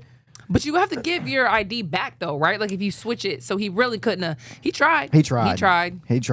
So that obviously raised questions. When asked to explain, Morrison told the deputy that one of the licenses belonged to his homegirl who had recently gone to jail, and that he was holding on to her belongings. But when deputies asked for her name, Morrison couldn't give it to him. Then Morrison changed the story again and said the second license belonged to his mother's caregiver, who supposedly given him the license to go to the store with. Bro, you could have made up anything, dog. Yeah. Anything. Again, when asked for a name, Morrison couldn't provide that either. The deputy placed both IDs into evidence and later contacted one of the women listed on the license. She told investigators about 2 months earlier, 12 vehicles had been broken into at her workplace and her driver's license was stolen during the incident. Police later learned the second ID was connected to a case already being investigated by Atlanta Police Department months after the original traffic stop. Jamaris Morrison was arrested on March 2nd and charged with making false statements and 2 counts of identity fraud. Bruh, hey, dog, you need to go to jail because you can't do crime correctly, bruh. You don't know how to do crime. Oh, my God. You could have said anything, bruh. Especially if you're going to keep it in your wallet. one would think you should come up with some kind of story of like, this is what I'm going to say when this gets, I'm going to look at the information. But I do think it's very scary that he just had people's addresses just like right there. He could have popped up, boy. What was he planning on using them for is my thing. Go ahead. I thought it was creative though. Like, I mean, I don't know what I would have said in a split second like that. I understand. I think the only issue is he should have stuck with the first lie as opposed to like, now it looks super fishy. If you just kept on holding on to it, didn't say anything else about it, maybe he would have believed him. Nah, bro. I think that dude was cooked from the beginning, bro. I think he was cooked from the beginning, dog. He made his first lie was let's see. I don't know my homegirl's name. Yeah, his homegirl had went to prison, and I'm holding on to her belongings. What's her name? That's believable though. If your homegirl goes to jail, you hold on to belongings, you know her name. You know her name. Like you know her name off the bat. He like, didn't look at the information on the cards. You ain't even got to look at it. You know her name. Bruh, if my homegirl's in jail and I'm holding on to her stuff, yes, I know her name. But bruh, you could have made up anything. Hey, I found this ID on the street, man. I was just, you could to get out of it, really. Hey, I found these 2 IDs. I'm actually going to the post office to mail them. I'm on the way to mail them back right now. Get them, bruh. That way, you ain't even got to put yourself in a predicament. I'm going to go get them out of the way now. Boom. All right, well, I just took an L on those 2. I probably was going to make some type of money off those, but whatever. But I hate to make too much sense because I don't want some of y'all to hear this. You know what I mean? No, Because y'all for do sure. break into cars. Oh, yeah, for sure. And I don't want y'all need to keep that same vein because they don't think this stuff through. No. They don't need us. You know what I mean? That's real. I ain't trying to give y'all no help. And also, I didn't know if one of the licenses were a white girl or a black one. I just didn't know. If he, and that would have made the story even more interesting if he like had a white girl's license and was like, man, it's my home girl. I mean, it could be a home girl. We don't know, but probability of it of Jessica being your home girl. I feel it. You know what I'm saying? So, oh man, yeah. What it is. Okay. So in other news, I mean, I don't know what's going on with this situation, but people think that Mayor Andre Dickens might be beefing with Atlanta firefighters right now. Yeah, so Atlanta firefighters have a union, and it's called the International Association of Firefighters. This union ended up working out a contract with the city, and the contract was covering multiple different things. They was covering things like firefighters' pay, uniform awareness, working conditions, like they was trying to get better equipment and other quality of life things. So in order for this contract to actually take effect, it needs a couple of things. It needs approval from the city council, which it ended up getting. Mm-hmm. The city council signed off on all they negotiated, and they came to some sort of contract where the firefighters was okay with.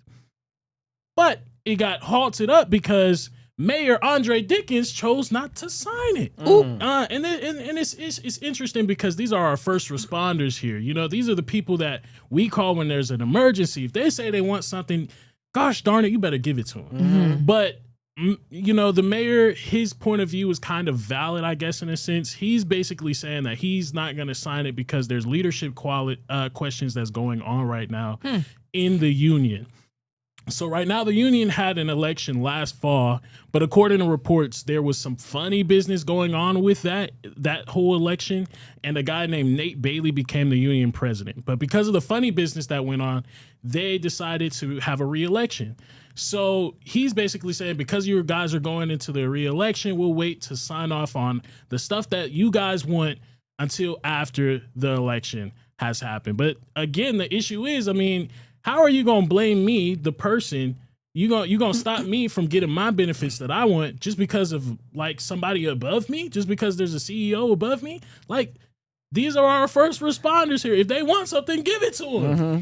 What's the concern? Like, do they think that they might be asking for things that are crazy and they don't want to fund it or something? Well, no, because he's saying that it's kind of weird because he's saying like, yeah, I get it. Like, I get what y'all got here, but I'm just gonna wait until the guy and like your spat that y'all got going on right now is over with, and that election is supposed to be taking place in May.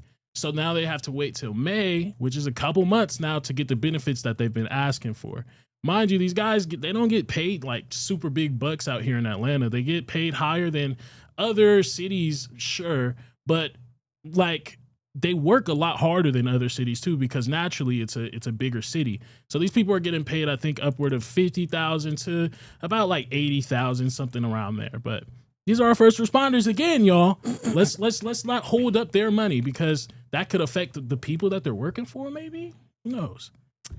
Yeah. Let me call a fire and my firefighter be late, because y'all don't want to y'all don't want to give them the bare necessities that they asking for. Oh boy, what?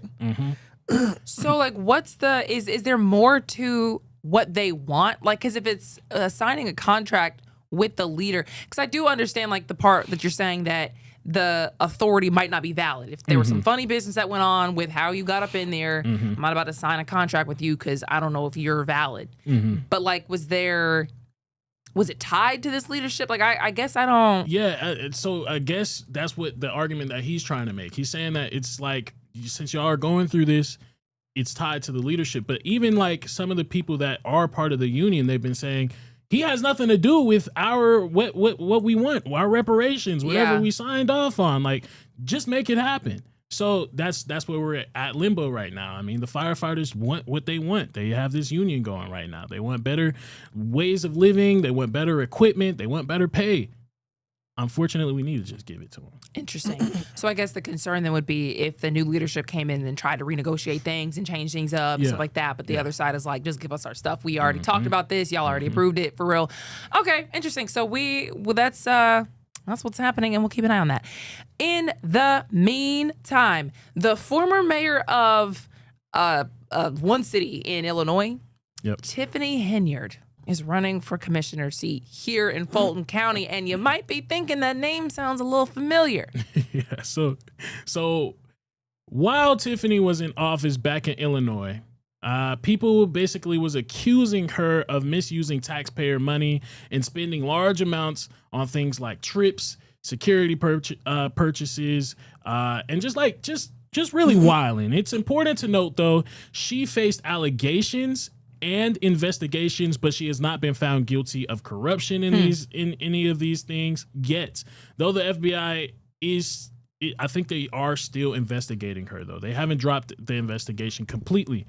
But the things that she was accused of buying with taxpayers' money out in Illinois was like retail purchases. Like there's allegations saying that she spent $43,000 in Amazon purchases in one day.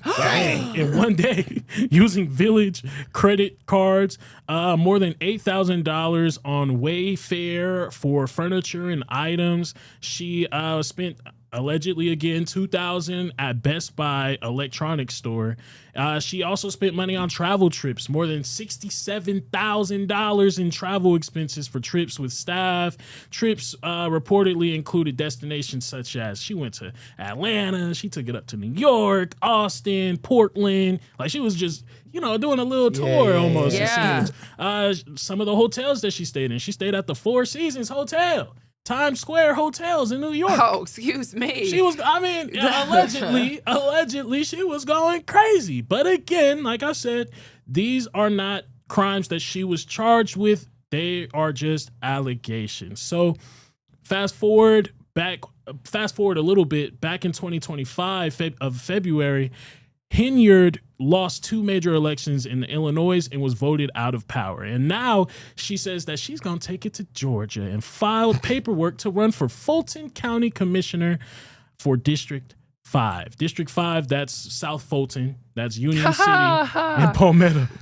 Yo, Fulton don't need South more. Fulton does not need any more controversy. Yo, South Fulton doesn't need anything else. That's funny. So she is, also switching political parties too. So she was running as a Democrat out in Illinois, and now she said she's gonna be a Republican. Yeah, this lady said they ran me out of Chicago. Let me go ahead and try to be a Republican in Atlanta. Switch it up, man. Switch it up. She said the campaign is about rising again after controversy, and she also said she wants to help fix issues in Fulton County. problems like local jail systems. Okay, all right, all right. She still was allegedly a thief. That's crazy. I see why you went to Republicans though. They allegedly do the same thing. Hello, now don't do us like that. Hello. Everybody. They allegedly do the same thing now. But don't come out here trying to run it up on us though. That's crazy. Don't come out to Atlanta and try to run it up on us. But look, it is Black History Month. I mean, no, it was Black History Month last year. It's Women's History Month this year. And I just want to give her a little encouragement, because this is a Black woman at the end of the day. I still support Black people. Even though there's allegations out there, they aren't proven. Make sure you put that in your front line. Like whatever campaign you got, that's what you put up front. It's allegations. Yeah. But she wouldn't be, if she is elected, the only politician to be elected into office off of allegations of crimes that she's faced in the past. I mean, we got number one, Donald Trump, that also faced charges and got reelected. He things like 34 felony counts in New York City related to falsifying business records. I'm just saying, we got to give it up to Bob Mendez too. U.S. Senator in New Jersey. He faced federal bribery and corruption charges in 2017, and his trial ended with a hung jury, and he won re-election in 2018 despite the scandals. Talk about him. So if he could pass, and if Donald Trump can pass, you can too. One last one, Chris Collins, U.S. representative from New York. Situation, his whole situation was he was indicted for insider trading before the 2018 election, and the outcome, he won re-election while under indictment. So, look. Go ahead. It's possible, Black woman. Come on now. I actually love that you did that, just because it's like, you know what? All y'all do this. Don't look at our Black sis That's like all I'm saying. When all y'all... It happens all the time now. All the time. It happens all the time. At the same time, I also did just look up a bit about Chris. I remember when she was going viral for just all the allegations, and I had asked ChatGPT real quick what specifically she was accused of doing wrong. And along with what you said, it said this lady got into office 2022, and the area she was running had a surplus of $5.6 million. When she left in 2024, they were $3.65 million in debt. Dang. How do you even do that in 2 years? Well, she could still make it happen. Wow. She could take it to Fulton County, and she could turn things around here. Look, that's what I'm saying. She's looking like, now what other purse strings can I be getting in any street? Come on now. I mean, that may be inflation though. We don't know. I'm trying to support you. We don't know. We do. Crime does pay. Crime does pay. Okay, you can be anything you want to be as long as you put your mind to it. She did deny any wrongdoing. Of course she would. She said the accusations are just politically motivated. Yep. Sounds like a Republican right there, boy. Yes, Boy, sir. Stop, do sound like a. Sure do that sound like Donald Trump, baby. Sure do. So the election will include 5 different candidates. Everybody was running Democrat from what I've seen. So she will be the only one that's running Republican, and the election is scheduled for May. Oh, this is like she's literally like, oh. Yep. Voters in the district will decide whether Henyard or one of the other candidates will represent them on the Fulton County Board of Commissioners. Oh, then we do have to say, we're not giving our opinion on who you should vote for. Sure. You should do your own research. Oh, yeah, for sure. But at the same time, these are things in her past that you should probably know. Right. No slander though. No slander. I mean, sure. the allegations are what they are. Yeah. No slander. Shorty could be the greatest. You know what I'm saying? The greatest in the world. She could be Donald Trump. Yeah, we don't. Well, okay. If she puts her mind to it, Black women, they can make it happen. Such a far person to reach. Why would you pick him? There's so many other. I'm just saying, but I heard Benjamin Netanyahu. I heard he was facing some charges before he got in office too. Who knows? Why can't you be like a prominent Black woman? Like a Kamala Harris. I mean, hey, she could be that too if she wants to. I'm just saying, don't let these allegations stop you, sis. Yeah.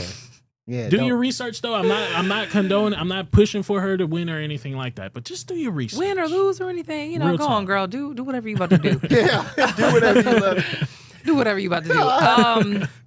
The Target boycott is over. Yeah, so y'all remember the Target boycott for sure. That Pastor Jamal Bryant had basically like co-signed. He basically called for it. He called for it. He put it. he put a stamp on it. Yep. The protest started after criticism about changes to Target's diversity programs, the DEI programs that they had. They had done away with them, and the black community was upset. They're like, "What's going on? You don't care about us now? You don't care about diversity, equity, and inclusion?" And Bryant encouraged black consumers and supporters to stop shopping at Target. So we stopped. We all just was like, all right, cool. We gonna band together as a community, and we gonna make sure that we hurt Target's pockets. And in a sense, it kind of worked. In Target 2025, their first quarter earnings report, based off of that, revenue fell from $24.5 billion to $23.8 billion compared to the same quarter the previous year. So that's about like $700 million that had dropped in quarterly sales compared to the other year. Now, also, foot traffic dropped about 9% in February 2025 during the boycott push also. So we was actually making some things shake over there. Also, Target's market value dropped roughly $12 to $12.5 billion as its stock price fell significantly. Now, Target said several factors. Target came out and said that several factors were hurting the sales. It wasn't just a boycott. They blamed it on inflation. They blamed it on tariffs. They blamed it on changing consumer spending and not just the boycott itself. But it's still a correlation that we could call. But recently, Pastor Jamal Bryant had called off it. He said, y'all, we don't need to do it anymore because apparently Target has promised to invest $2 billion into black-owned businesses. Some people get happy about that, but the people online is like, who are you, bro? Like, you cannot tell us when we're okay with. You don't speak for the black community now. You may have called it. You may have started it, but you don't speak for us. Will, do we have some text or there we go. Perfect. How did the word boycott turn into fast? That's my only question. Because he had put out a video basically saying, yo, the fast is over, things like that. The Target boycott is forever. That's one black sister that said that. Can you give me another one? We still boycotting Target. Y'all get paid and then try to spread the weirdness. Knock it off. He's basically trying to say that he might have gotten some money. I tried to look into it. No, there was no public information saying he got paid or anything throughout this. And then another lady was like, nah, I'm good. We are clear about what we stand for. So the question is now to y'all, are y'all still shopping at Target? Yeah, I still shop at Target. What? Oh my God. You never did the boycott? For what? That's exactly why. For what? It's because of Negroes like you. For what? Y'all don't know how to strife. What up, bro? Hey, listen, man. Listen, Jamal Bryant and like you said, we don't have any type of information on what happened and why he stopped the. But all I can think of my brain is that, man, $2 billion that he's giving back to black businesses. $2 billion. That's what they claim. Claim they're gonna do, right? Well, he could have been one of them, black businesses. Hey, we don't know. But that I would call off the boycott too if Target emailed me and said, "Hey, we giving $2 billion. You won't buy $200 million?" Yeah, of course. So I mean, that's all. We don't know that though. That's a sellout. Don't it sound like a sellout to me? It would. Who, me? It would $200 million is enough to get you to turn on your That's, folks. No, I'm talking about Jamal Bryant, not me. I'm talking about Jamal Bryant. This sound like he cut the boycott out because they giving money to black people. I need to be one of them black people. That's all I heard. That's all I heard is I need to be one of them black people. So, but yeah, I still shop at Target, but I don't shop at Target like that anyway. Like, I've never been like a super Target fan. Like, it's overpriced for no reason. Yeah. Like, all right. I've always been like that. Well, we got 2 stories left. Do we think we can do things to do quickly, or do you want more time for that? Okay. Because we can tell you about these Buc-ee's. There's a lot of Buc-ee's out there that got an F rating, and people go hard for Buc-ee's for some reason. Yeah, bro, I was just at Buc-ee's last weekend. Really? Yes. I've never been. Buc-ee's. You've never been to Buc-ee's? Never been. And I always get that response, and I'm like, you mean the gas station? It's more than a gas station, dog. More than a gas station. That's what I Culture. hear. Yeah. Buc-ee's is culture. Yes. It's like the strip. It's like the Magic City of gas stations. Hey, man. So why do I only ever see outside the building. I never see people just like popping off in a Buc-ee's, What? having a good time. I never see it. I only see pictures of it, and then I get vibes. Buc-ee's That's is it. always packed. Every Buc-ee's I go to is always packed. Buc-ee's It's is amazing. amazing. We gotta go.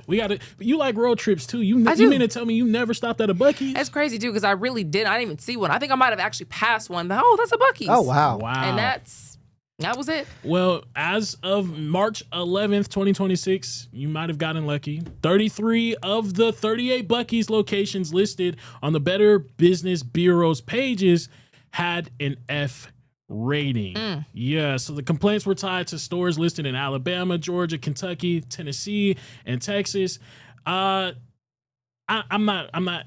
It's the Better Business Bureau just rates people based off of like other people's reviews and if Buc-ee's responds to those reviews. So they had like 80 people that had negative reviews and Buc-ee's never responded, and so they're saying, okay, since you don't want to respond, you get an F. You get an F. You get an F for this. So I'm not just take that with a hint of salt. Yeah, Buc-ee's bro. is still amazing from when I Exactly. went last week. So from what I heard, some of those reports were car washes being broke, No, I tried to- merchandise broke, refund disputes. But I try not to say all that though. That's what I heard. But I try not to say all that though. Who really get their car wash at the gas station? That's Amen. your problem. Go to a real car wash. That's your first problem right there. And you buying merchandise at, like, bruh, y'all make these problems for yourselves. If we really want to be thorough with it, like you know how many times I've eaten at Waffle Houses with Fs?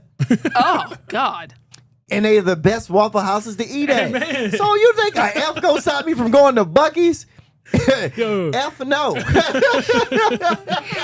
You know what? I've never even looked at the rating for a Waffle House. 'Cause I don't want to know. No, I don't want to know. I just so happened to walk past it and saw it. But yeah, man, you giving Buc-ee's an F don't mean nothing. Because it's not a health rating. Again, it was No. It just for the Better Business Bureau. Reviews.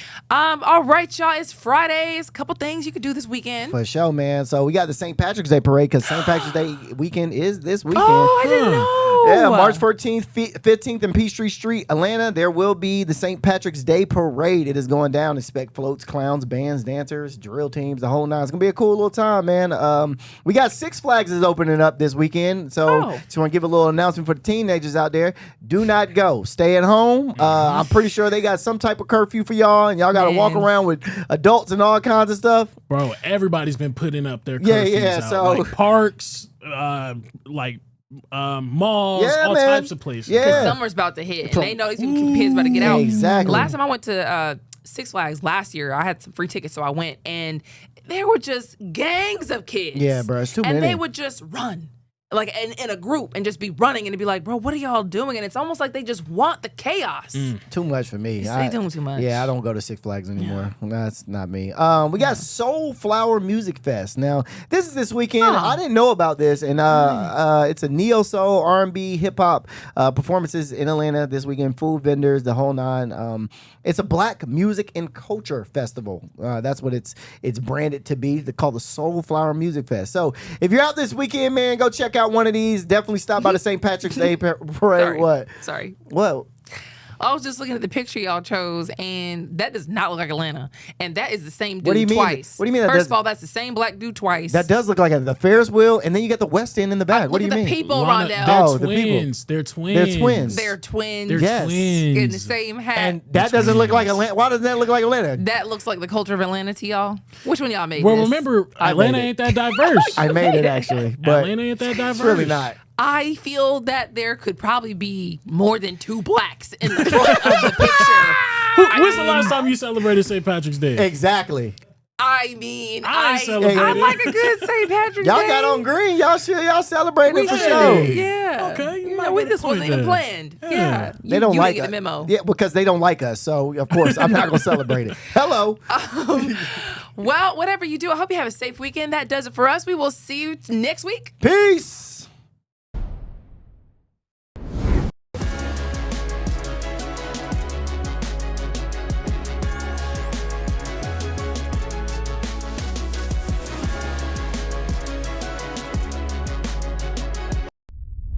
A major move today. Hot 97 is expanding. Hot 97 has launched a full streaming television channel. Hot 97 is no longer just a radio station, It's now a streaming network.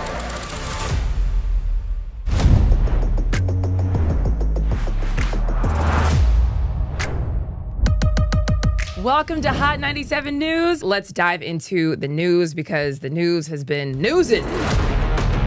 Hot 97 mornings with Merrill. We got Shiny Culture in the building. Leah Bell in the building. Good morning. And DJ Cass One. You know what it is. You know how I get down with the Funk Flex energy, baby. Let's get it, Flex.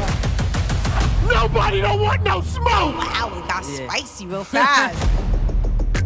Here for it all. We're here for it all. That's Let's it. go. Mariah Carey takeover. The people made it happen. Yeah. I'm coming around to all the classrooms and we turning up. Good morning, students. My name is Wale. Aren't you supposed to be in class? Wale, where are you supposed to be? Oh, man, you supposed to be in class, man.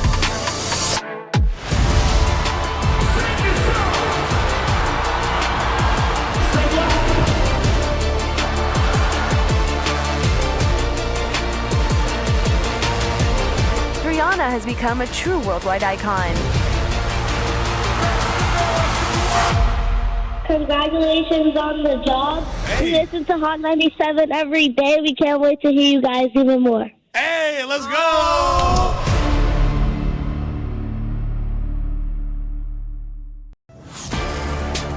Get ready. The legend is on your screen. Funk Flex, the man who defines hip-hop, is bringing the heat from the radio booth to your TV. Where my camera at? That's my camera? All right. The biggest beats, the hottest freestyles, and that classic Flex energy. Bars are back. Now in your living room. Don't just hear it, watch the movement. Funk Flex, now on Hot 97 TV, Mondays and Fridays at 7:30 p.m.